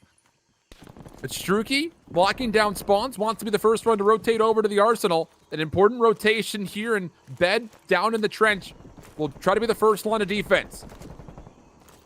The game is now essentially back to really even, especially if they can find a way to lock down this initial time for the 5th hard point. Humber's gonna have to break this from below. Hawk is the first one up. Nades the check. He will get information that the hit is pretty much immediate coming into his face. Finds the first kill, weakened up. It will be a breakthrough for Humber. 47 trying to hold on to spawns. His teammates actually spawning down the middle of the map will force one player for Humber to spawn all the way out by the 2nd hard point. So they will have numbers to get here, but it just comes down to can they actually find the kills. Streaks though locked in. Ravens down by a good 40 points, give or take, and might just be more as Humber locking things down on P5. The spawns are there, the hill control is in, and there was not a whole lot that the Ravens were able to do. But now you have to convert on towards P1 and lock things down in towards the temple. You did a good job of at least being able to make sure that that full hill did not go over towards Humber by breaking in towards the back. This time around, you need to do what they did, but this is not what you wanted to see, Alan. They are going to be spawning out, so a lot of pressure on Hawk to try and play his life on this side of the map. Streaks are already going to be called and committed. I mean, it's really tough. It's still so early onto this first hard point. You almost kind of want that kill potential when you're looking to rotate over to the 2nd hill, but the kills are at least still okay. 47 trying to keep his life, and he does more than that, doesn't he? Finds himself his 3rd kill in a row, 19-9 for him. Carlton staying alive. 47, you feel like he's just going to have to continue to try to do it all, locking everything down at the bottom of the map, but with his teammates spawning right next to him, now he turns his attention to the rotation. Carlton right back into this game, just down about 40 points, reducing that gap every single second, but Humber have a free rotation over to the 2nd hill, and we already know how good they can be there. Well, 30 points, separating the two. And they break this in towards the back here again. The numbers are here for Humber. Abbas able to grab himself 1, but a quick trade from Hawk, and not just 1, but 2. The avenue to come through for 3, just about, but Maka able to get there with the last shot. Bed now, the next one up to try and break this from the side. He's able to find the entry. Pre-fires for the 2nd. Just looking for a target to try and snap on. A little bit weak, but does get himself the regen. So slowly but surely, it is going to be another break here for the Ravens, as well as control of the spawns in the hill. This is a great time for Carlton. The gap that was left after the first 2 hard points has not just been reduced over the course of the last 4 hills. There's an opportunity where Carlton, with these kills, can actually take the lead right back, and sure they will. That's 20 seconds worth of scrap time. That's going to go the way of Carlton. Humber spawning top left side of the minimap means that they're even going to be late to this 3rd rotation. 47 locking things down up top in TV. Hawk also trying to work that with him. Eventually drops, but all of this extra pressure puts a lot of panic into the step of Humber. They need to get here, and they need to clean up this hard point quickly. Doing it quickly, the Ravens turning things around. And you need to start to see now Humber Gold look for a couple players that need to step up, because right now 47 and Hawk, 23 and 12, 25 and 14. I mean, they have just been so damn good throughout this entire series, bringing it and a chance to still close it out here for them. But Humber Gold able to respond. They find themselves on the point. Kyan with a couple of kills opens up enough space to be able to allow everyone else to push on through, get into some power positions. And we'll see the Ravens ignite with the push. They're together. They'll make this move. Hawk from the side, trying to land the shots, but he is no good. Struki now needs to respond, and he's only able to grab 1. Humber Gold holding on towards this P3 hill. We're in this for the long run, it feels like. The tug of war continues. Humber, 15 seconds worth of time here. You don't want to just let that go to the wayside, but at the same point, you definitely need to make sure that the focus for rotation is going to be here. Maka about to be precious, but Bed actually goes into the cave. Maybe a bit ill-advised. That'll only be a free kill for Humber. They now work their way forward. It's Struki who's trying to hold on.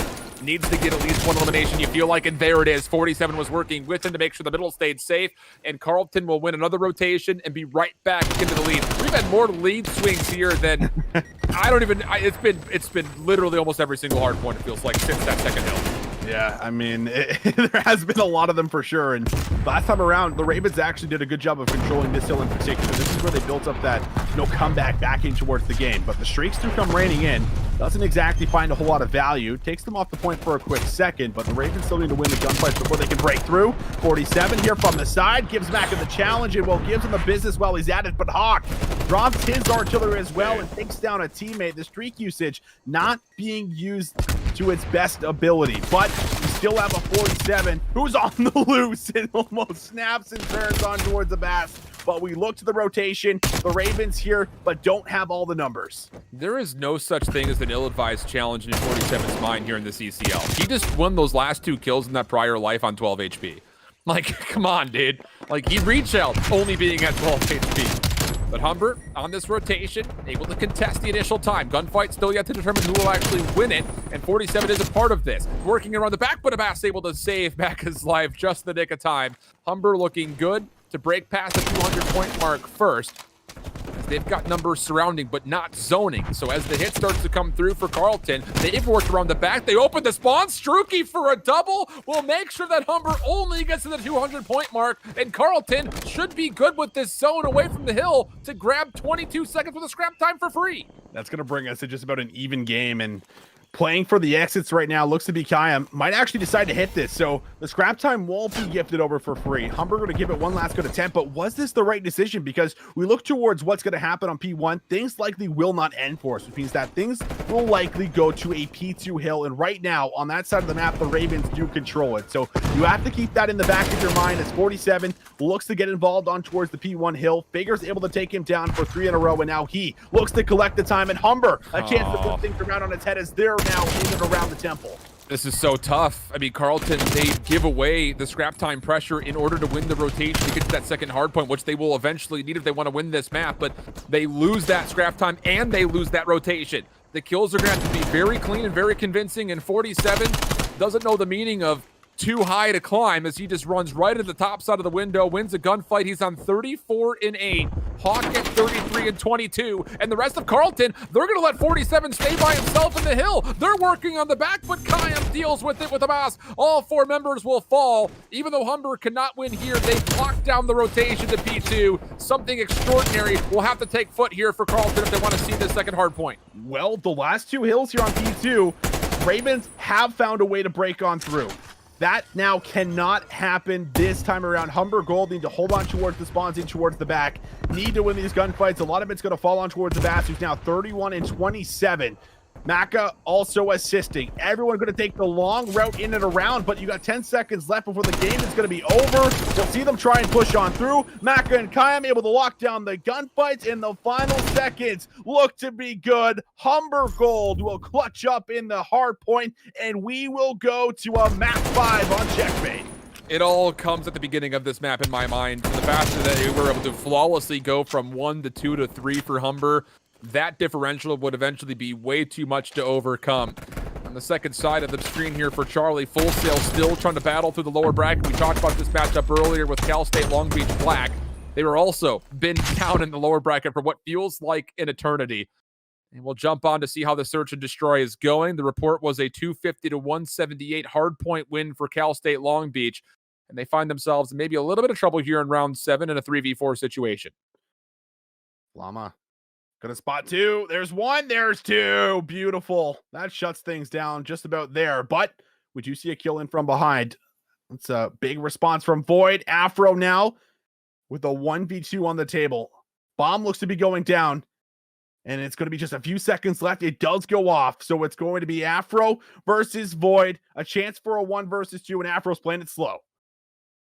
Big 1v1 to come through. A couple of tags. Void's not giving up this position on the van. Now, eventually, he will try to dash over. Afro knows he has him weak. Trying to play through. Oh, he's going to have to second guess. Did Void go through or not? No, he's going to read him in the corner. The regen, though, does come through. Afro trying to make the play to clutch things up and will do so.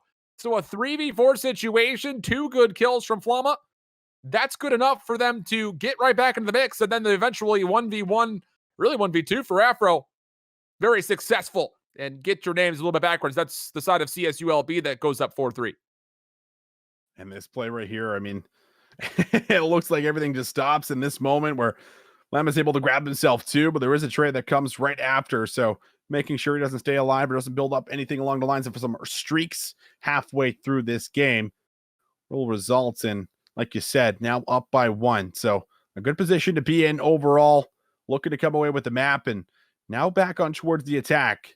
We'll see exactly what the plan of attack will be because it's going to be a lot of pressure in and around that B side on the defense, but only one player over towards A. So if you can find that kill, you can certainly open things up and look for a plan. Aggression too here. Flama wants to move up this beachfront very quickly. Frequency so big from the control. The only defender here for the side of Full Sail, but keep your eye on Void, number 4, just kind of casually in the minimap. He's already worked through driveway. Full Sail just needs to get rid of B. I mean, you should know that you're pretty much good to go. This hit has to be over towards the A site. Frequency playing a position right in the middle of the map, knowing that he's safe from behind. Oh my goodness, Cal State Long Beach is about to be completely picked apart and trapped outside the beach. Void for the first blood makes his flank revealed, but the damage is pretty much already dealt. 32 seconds. You're going to have to win some aggressive gunfights if you're Cal State Long Beach if you want to see success on this offense. Oh, you sure do. And everyone here for Full Sail Armada is just going to close in slowly but surely. 20 seconds here. Flama has to make a play, has the bomb, but doesn't exactly find any targets that he can really take shots onto. Finally does, but with the bomb down in the back spawn and everyone else following, it doesn't even matter. Don't even have to worry about retrieving it. It's just going to be a collapse and will be now tied up for a piece. And I just really like that play from Full Sail. I'm not sure what the call is to do it. It doesn't seem that there's much of an opportunity. Maybe I'm just going to go forward, guys, and see what I find. And Void finds nothing besides an open flank. So uses that to his advantage. And at that point, Cal State, who also didn't have a lot of information working up the beach, are just essentially trapped at that point. So we're in for a good one here, tied 4-4. It goes over to the side of Cal State Long Beach to respond on the defense. 7-3 for Frequency, still performing at the highest level for his squad. And this is a pivotal round. 1st to 5 would be massive. Bold responsible, watching over mid, but he gets taken low to 10 HP. That nade comes in, doesn't find the kill. Trophy was down just in case.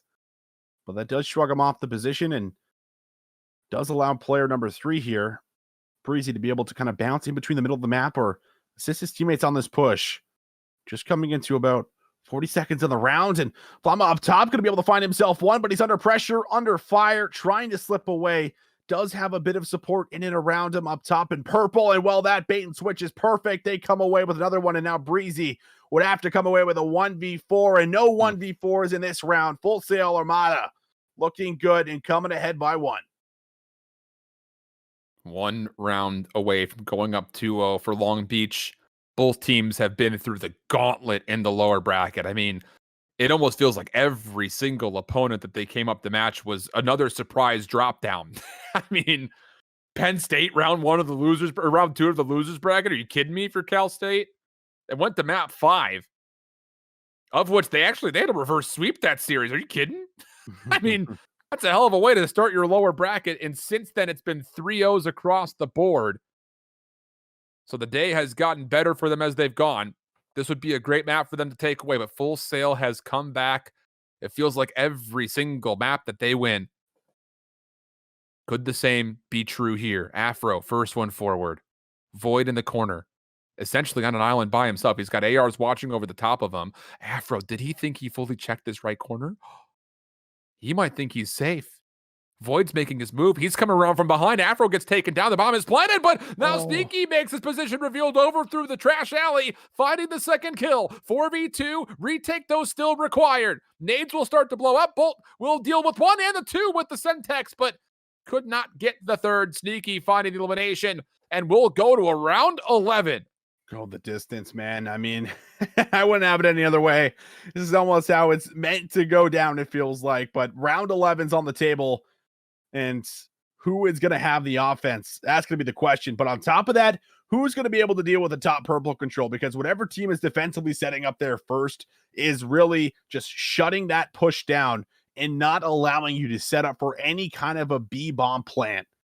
And as we look at it, coming through on towards this attack. We'll have to see what CSULB Black have prepped for us here, Alan. They're going to be able to make some waves, maybe going back towards this B site like they were originally doing there just a few rounds ago. Round 11 coming through. Frequency with the bomb. Full Sail trying to work this to be with numbers, and Frequency's got a sub. They're going to hard commit to this. Flama's going to need to take at least one. He gets the stick. That's going to slow things down dramatically. And Flama with some damage wants to take the second challenge. Wins that one as well. And maybe not even still done yet. As Sneaky is up top, laying prone. Couple of shots will come through, but not going to find any connections with it. A 2v4 required here for Full Sail. 43 seconds to play, and they seem stuck without a clue of how they want to make this play. But then aggression comes out, and Frequency finds one in return. Well, you got to find some more, though, and you should have a pretty good idea that they're looking to make something happen around this site. You can't really rotate. Not too many ARs in play, I don't believe, right now for the side of Full Sail. And how are they going to be able to get in towards the site? You got to find some kills right here, but it's Afro. He finds the first one. The challenge from Frequencies under fire, under pressure. The nades are in, and the swarm follows. That is an incredible round 11, holding strong. CSULB Black keeping it close for us, but in the end, it just comes down to this play. Flama doing whatever he can to make sure that they come out with the round. Jeez, dude. This play from Flama. I mean, he literally is by himself in that corner, by the way. Yes. I mean, there's no one else who's going to be able to get his trade because both ARs were playing in the back of the alley. I mean, that was a required first win. The fact that he gets the stick and then wins the second, picture perfect from Flama. Beautiful finesse in that kind of little corner. I was going to call it a credit corner, but let's be honest. We've seen a lot of top players finesse that ankle, but is what it is. Hey, it just hit me as I was looking over at the bracket to see how things are going. We're down to our final 16 teams. Actually, less than that. The E4 Knights have 3-0 swept Eagles Gold from Georgia Southern. A big top tier, top 5 CCL ranked team. Done. Top 16. Florida State Garnett also meeting a similar fate, a 3-0 loss to the Illini Orange team. So you've got E4 Knights playing up against Alabama. Winner of this matchup will go up and play Northern Iowa Gold. And, well, we still have to remember, we need to finish off this top quarterfinal matchup here between Carleton and Humber. Still to come, semifinal between Concord and the winner of this one on this map 5. And then eventually we'll see Ottawa v. Ottawa to finish off everything. So we'll see how that all goes. 47. We talk about the fact that he's a takeover player, but how does he do that on search? You're going to need a little bit of help from everybody, and well, Struki has done well to find first blood for Sonic Carleton. Yeah, you need everyone to get involved for this S&D. With the first blood here on the attack, gearing up for what could be a successful offensive round here to kick things off. So we'll see things just come to a pause for a moment. 30 seconds left, so low on time, having to make a move towards B. But you do have player 4 here. Could be Struki maybe looking to make a last-second pitch up a long, but you have 2 players on the site. Abbas finds one. The trade's there for bed, but you got to get this bomb down. He's got some space to do that. I mean, Hawk is clearing up through blue. The problem here is Abbas is working around the backside of the flank. He takes down bed before the bomb is planted. That, I mean, it was required for him to plant that bomb. There's no way that Carleton's going to be able to get back to this in time. They were hoping to maybe play for a retake of their own plant, but not going to come through. Good timing from Abbas, and Humber will strike first in map 5.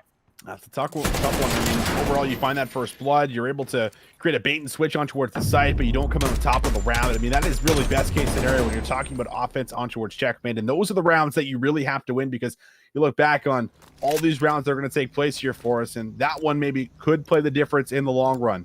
Now, switching things up, time for Humber Gold to make something happen going in towards their very first offensive round, and looking towards players like Figure, who's already started off here 2-0. One of the big S&D players, I would say, here for this squad. And they're going to look to make their way slowly in towards the plane. Maka, the bomb carrier, looking to see if he can maybe work towards that first blood. Aggression defensively for Carleton. It's 47 and Hawk playing through the A lane. That gets sniffed out by Figure, so they're forced to give that up. And you have to kind of scramble to reset your defense off of the unsuccessful push through. And to be fair, Humber has allowed them the time to do that. So we essentially reset and turn the search and destroy round into a 50-second timer. And look at the respect from Humber. I mean, these are 3 members that It looks like they're trying to hold P5 right now. They're so far back that at a certain point, without finding any information, you're going to be going on to an execute pretty darn blindly. Shots are going through. Maka, you got to go sooner or later. That trophy system is available. You got to get that down. There it is. So it doesn't come through for him, but down for him. Little quick check. Site's clear. Bomb now trying to be planted on B, but Struki able to find another first blood here for his team. 47 comes up top on the wing, is not good, but Hawk responds back with one. Now 2 versus 3, 2 versus 2. Things all evened up. And Figure finally gets out of the tower to come help this play. He was up there for what felt like forever, I'm sure. Struki gets caught a little bit too much at the shoulder, peeking that time through, leaves things down to bed. Bidardo for the 1v2. Has to get the defuse as well. Time is becoming a huge problem. Tries to clear quickly. The boss watching the lane the entire time, and Humber, first 2 rounds. Good, clean, pretty darn convincing at that. Convincing, and they shouldn't be. Struki has actually found 2 first bloods for you, back-to-back rounds, and they're still not able to convert on an offense or a defense. I mean, that's worrisome because, you know, what happens going in towards this 3rd round if Carlton gets first blooded? I mean, does everything just immediately crumble, right? Because you are creating advantages. Like, that is the most difficult thing about this map when we're talking about checkmate and having to be able to fight from different positions, usually having to challenge those positions on the offensive side, looking and searching for those first bloods. You're getting them, but you're not winning the rounds. And you can't really ask for too much more out of Struki because we wanted to see him step up, and he's starting to bring it, but everyone else now. Pocket 47 got to be a little bit more consistent. The wall bang will come through. Humber Gold just searching for information and have Maka now close up on the site. Spam shots through the woodwork. Not much connecting. See Maka's position on the X-ray, just sitting right on top of the table on the B site. Bidardo is the one who's going to be carrying the bomb here. And you just have to wonder, can they get through here? You should know you got him tagged. There's the challenge. 47 wins the first, stays alive. Then Bidardo will find the second kill. That'll lead to a plant 4v2 situation. Figure hoping for some wall spam, but does not expect Hawk to be playing through the A lane. Last player left alive is Kayam. I don't know what you do or where you go. Carlton able to get on the board. All right. There it is. It's an offensive round 2. I mean, I was really worried that we would probably see a 3-0 start here for Humber, but this is just working through A lane. Something we saw from Struki in that first offensive round, except this time Hawk's actually able to make the play work. And he comes away with 2 good shots to just kind of layer in towards the player and towards the back. And Kayam just can't do much more than that because he has to challenge with just a sliver of HP left. But 5-1 for Abbas. I mean, you're looking at 3-1 for Figure. Those are the only 2 players that have gotten involved so far for Humber Gold, kind of flipping the script in a way for as far as it's the 47 and Hawk show. Right now it's Abbas and Figure doing what they can, and now they're back on towards an offensive round. Still, you can just see, they know that for Carlton, win condition against page 1, page 2 of the playbook, 47 and Hawk. If they get aggressive, maybe there's a chance to punish, and that's kind of what they're hoping for. I mean, look at the setup. Look at where number 7 and number 5 are. Those are 2 of your ARs for Humber. Just watching the long lanes. 47's playing on the backside of the plane. The boss throwing a lot of shots through windows, but nothing's connecting. We're down to another 45-second execute that has to come through pretty blindly.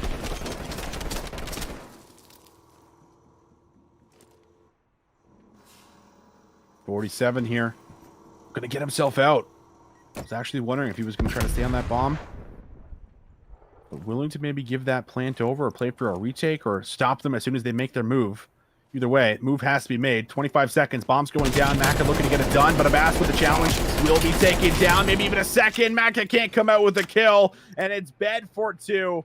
Last one alive is going to be Figure for a 1 versus 4. And that's not going to happen. 26 HP. Struki will bring that one in. The Ravens, they'll hold on, and they respond with back-to-back rounds of their own. The timing of this double chow for 47 and Bidardo is insane. You have to sit there and say, okay, 25 seconds left. They should be making a play, at least peeking through that office way. So 47 throws a little bit of a slide shell just to bait out shots. Bidardo picks up the lane, gets the first, holds down the trigger, finds the second. That's beautiful execution. I mean, that is bait and switch 101. Just perfectly timed when it comes to what amount of clock was left in the round overall. So tied up at 2. And map number 5, winners quarterfinal matchup between 2 Canadian schools. And for Humber, what do you do to try to get around back because you've just lost the last 2 in a row? Yeah, last 2 in a row, and you haven't found a kill in those last 2 rounds either. That is Good 8 point. straight for Ravens. So they really have been pouring on the pressure here. Humber Gold need a response, trying to lock down their defense. And you got Shruki who's just playing, you know, a really far off angle. He's not involved in this play whatsoever. He is simply just making sure no one comes in from behind. So a lot of this now falls on 47 Hawk and Betado to come through and try to find yourself a kill, open up the site, move in. We always see that play kind of unfold in the last 30 seconds. Maka, the one that's close to try and shut this down. The rest of Humber, very passively in their spawn. Bedardo cannot push through with the Krig through Tetris with the bomb. He's going to try to figure Caesar. Spam shot's not going to find the kill. Hawk finds it overhead. 20 seconds to play 3v3. 47 with another. Bedardo retreating back to the A-wing. Try to make his way on. There's clearance from 47 in this 2v2 to get the bomb planted and extend this clock an extra 45 seconds. But Humber are going to play this from 2 different sides. Noah Boss! He falls off the barrel, misses his line of sight, and gets taken away.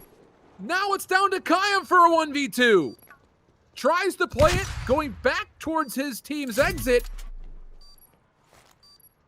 And the timing's gonna have to be perfect here. Bedardo's gonna stay with 47 on top of the bomb, but neither of them, at least initially, are looking behind. Bedardo scouts it out. 47 still holding close, just playing the clock, which is becoming a problem. Kayam has to go, and he can't go anywhere. A tragic misfooting from a boss leads to a Carlton round. That literally was it, summed up. I mean, Abbas had it. He was on top crate. Like, he just had to make sure he didn't fall off and he stops the plant from going through. Maybe a trade follows, but you have the information. You know the bomb has to be planted and you know where the bomb is. So you're likely able to play that 1v1 out with odds in your favor. But because the kill doesn't come in, Humber Gold now lose 3 rounds straight. And Maka hasn't been able to get very involved in towards this map number 5. And we saw him having takeover moments on the Miami. Talk about that pressure starting to seep through here. This is where it's going to really rack up the most. Kayam as well, just with 1 kill towards his name. Humber Gold need to get something done here on this attack. Almost every single Carlton defense has been looking like this, where they're giving up the B site. Humber are so, I hesitate to say that they're scared of 47 taking over inside, but they're paying a lot of respect to that potentiality. Bedardo for first blood, Hawk a second. It's just ARs clearing up lanes. 47 is never a part of this hit to be defensively on the site, so Humber's passiveness is essentially just being countered by the exact same thing from Carlton. That's good shots though, and Figure gets out with his life. Kayam there to support him. 2 going over, but Struki answering back with 1. 1 versus 2, the challenge comes through, and the Ravens able to find another one. 4 in a row, Allen, as they will take the lead here by a couple rounds. Humber has to try something aggressive next offense. They just have to. And with that in mind, you have to win this next defense, because if you lose this, go down 2-5, it would be hard to ask them to do something way off kilter from the playbook standpoint. But simply put, Humber's offense has not tried to play aggressive whatsoever. And as mentioned, 47 is not playing super far forward in the plane. He's waiting for his ARs to scout stuff out before he makes a decision on where he wants to play. So that needs to happen next time. But let's put a pin in that for now. I'm not going to get too over-exaggerated. Carlton still need to find a way to get this offense in tow. And Humber, they've been very good defensively as well when it comes to playing this more passive setup. And it's been done through 3 people making it happen. Like Struki is not involved in these plays. He's just watching the flank. That is his only job on these attacking rounds. And then as the time starts to dwindle down, he makes this play. But Hawk, with that first kill on towards Bass here, back-to-back rounds being first blooded, is going to create another advantage here for Carlton. And they've been waiting to the final 30 seconds to make this play. It's been the same play over and over and over again. Humber Gold should know, and they do have much more of a stack this time around in the plane to stop it from coming through. Carlton's going to go to A. Wow. Kime's in a great spot for this. Pending he reads it. He's still looking left because Hawk has slipped through. They're going to start to plant. Kime's not going to be paying attention to the A site whatsoever.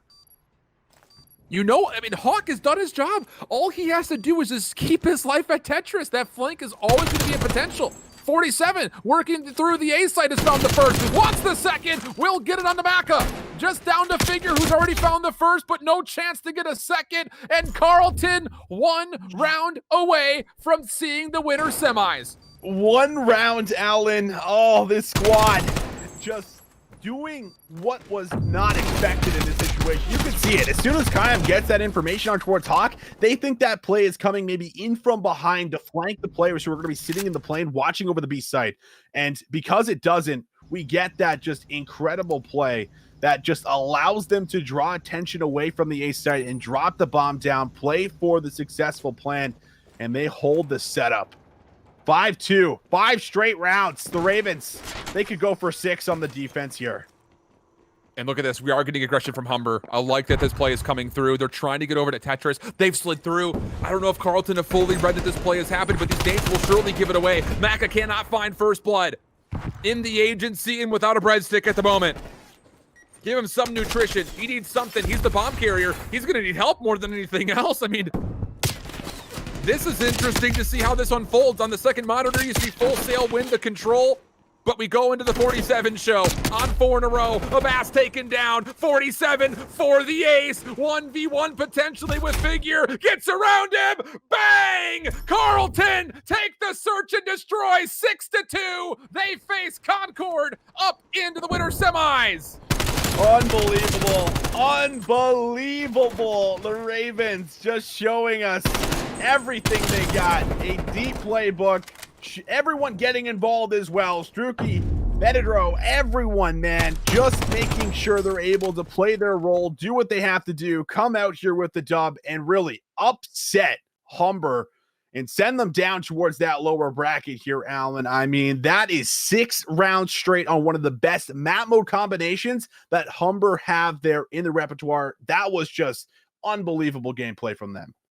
I think 47 may have heard our pre-match banter. I think There's so. no way an individual that can take over a search and destroy. Hold that. 47 shut the book on that with the ace in the final round. Unreal scenes. Carlton still not just alive, but looking great. They make their way through LU Esports. They make their way now in map 5 through Humber. They go up against Concord Maroon as their next adversaries in the winners semifinals. My goodness, I don't even know where to start, where to end, Austin, just take it away, brother. I don't know. It's a wild ride. It's a wild ride, man. Like, that is what we've gotten today. There's been a lot of teams that have fell short and some teams that are just clutching up and going big. And I mean, last year we saw it from the Carlton boys when it came down to crunch time, how they were able to upset a lot of teams. Now doing it this time through the upper bracket. I mean, still giving themselves, a second chance if things were to go completely wrong going in towards that semifinal. But I mean, you've been able to just really knock down a lot of top teams, and that's got to give you the confidence to say, all right, we maybe can keep going. We can put ourselves in towards the winners final and take down the series. This is just everyone, playing extremely well, but a lot of credit to 47 and Hawk for stepping up in some of these big moments, specifically in the respawns is when their takeover has certainly been known. Unreal stuff. So you see it up at the top, a mixed match of red and white, but it's the 1, 3, and the 5 that go the way of Carlton. Tight, hard points. 6 rounds in a row on the map 5. Garrison control the 47 show as well. So Carlton now, if we take a look at the bracket, will be going up against Concord for that winter semifinals that we continue to mention. But their run, just kind of keep following that CU Ravens. Come with me over to match number 14, the 3-0 on Rutgers Scarlet, a convincing one for them. But they start off their tournament really with that matchup versus Georgia Southern and the Eagles COD Gold team, a 3-1 there. There were Twitter videos of them coming home on buses, chanting, "Let's go Ravens," feeling the energy. They come into Saturday a little bit delayed due to 47's run on the Challengers League qualifiers, but they get a 3-0 versus LU Esports, and then the map 5 win. Good grief. Something special. It really, really is.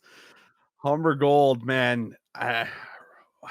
It's just so wild. I think like playing that back through, there was a lot of moments where it felt like, I mean, like things just crumbled, right? You're looking at those map fives, like one of your stronger map mode combinations, some of the best S&D stars that like we even have like in the local area, period. Like when you're looking at, a Bassett figure and to see, some of those moments not come through for them or not step up like we typically see, maybe a bit of a concern, but you got to shake that off because you got to keep on going. Got to keep on going. Well, the good news is I don't believe they have to play tonight. I might be mistaken in thinking that, but if they do, they only have to play one match, and they're going to have a little bit of time to kind of reset the mental for Humber. So you're hoping for that. But coming up, we go into the winter semifinals. Before we do, hey, we've got a lot of more stuff coming through with the CCL, including, hopefully, in our near future, an Esports Award nomination. Hey, if you've been loving your time here with us at the CCL, especially after that last match, I mean, come on. And you're wondering how you could potentially return the favor to us here in College COD. You absolutely can't. Every year, the Esports Award will recognize the best in collegiate esports, and you can help us by submitting a nomination in just a couple of easy steps. Head on over to esportsaward.com/nominate, select the Collegiate Esports Award box, fill out College COD for nomination, put in a couple of little bits of information on you, and then hit submit. Really is that easy. You can do it in the time that we go to break and come back. So with that in mind, Austin, have you submitted your nomination yet? Absolutely, I have. Darn straight you have. Damn right, know it. Let's go, Did you do baby. it on your other 3 alternate emails as well? Okay, I didn't do that. You got something to do on the break. It's okay. He does great in other worlds, folks. We're going to send things away. It'll be McCormill and Proper to take you through the upper semifinals when they get back after the break. Do not go anywhere. We've got more barn burner matches to come and finish off the evening before we get to Championship Sunday. We'll be back after this.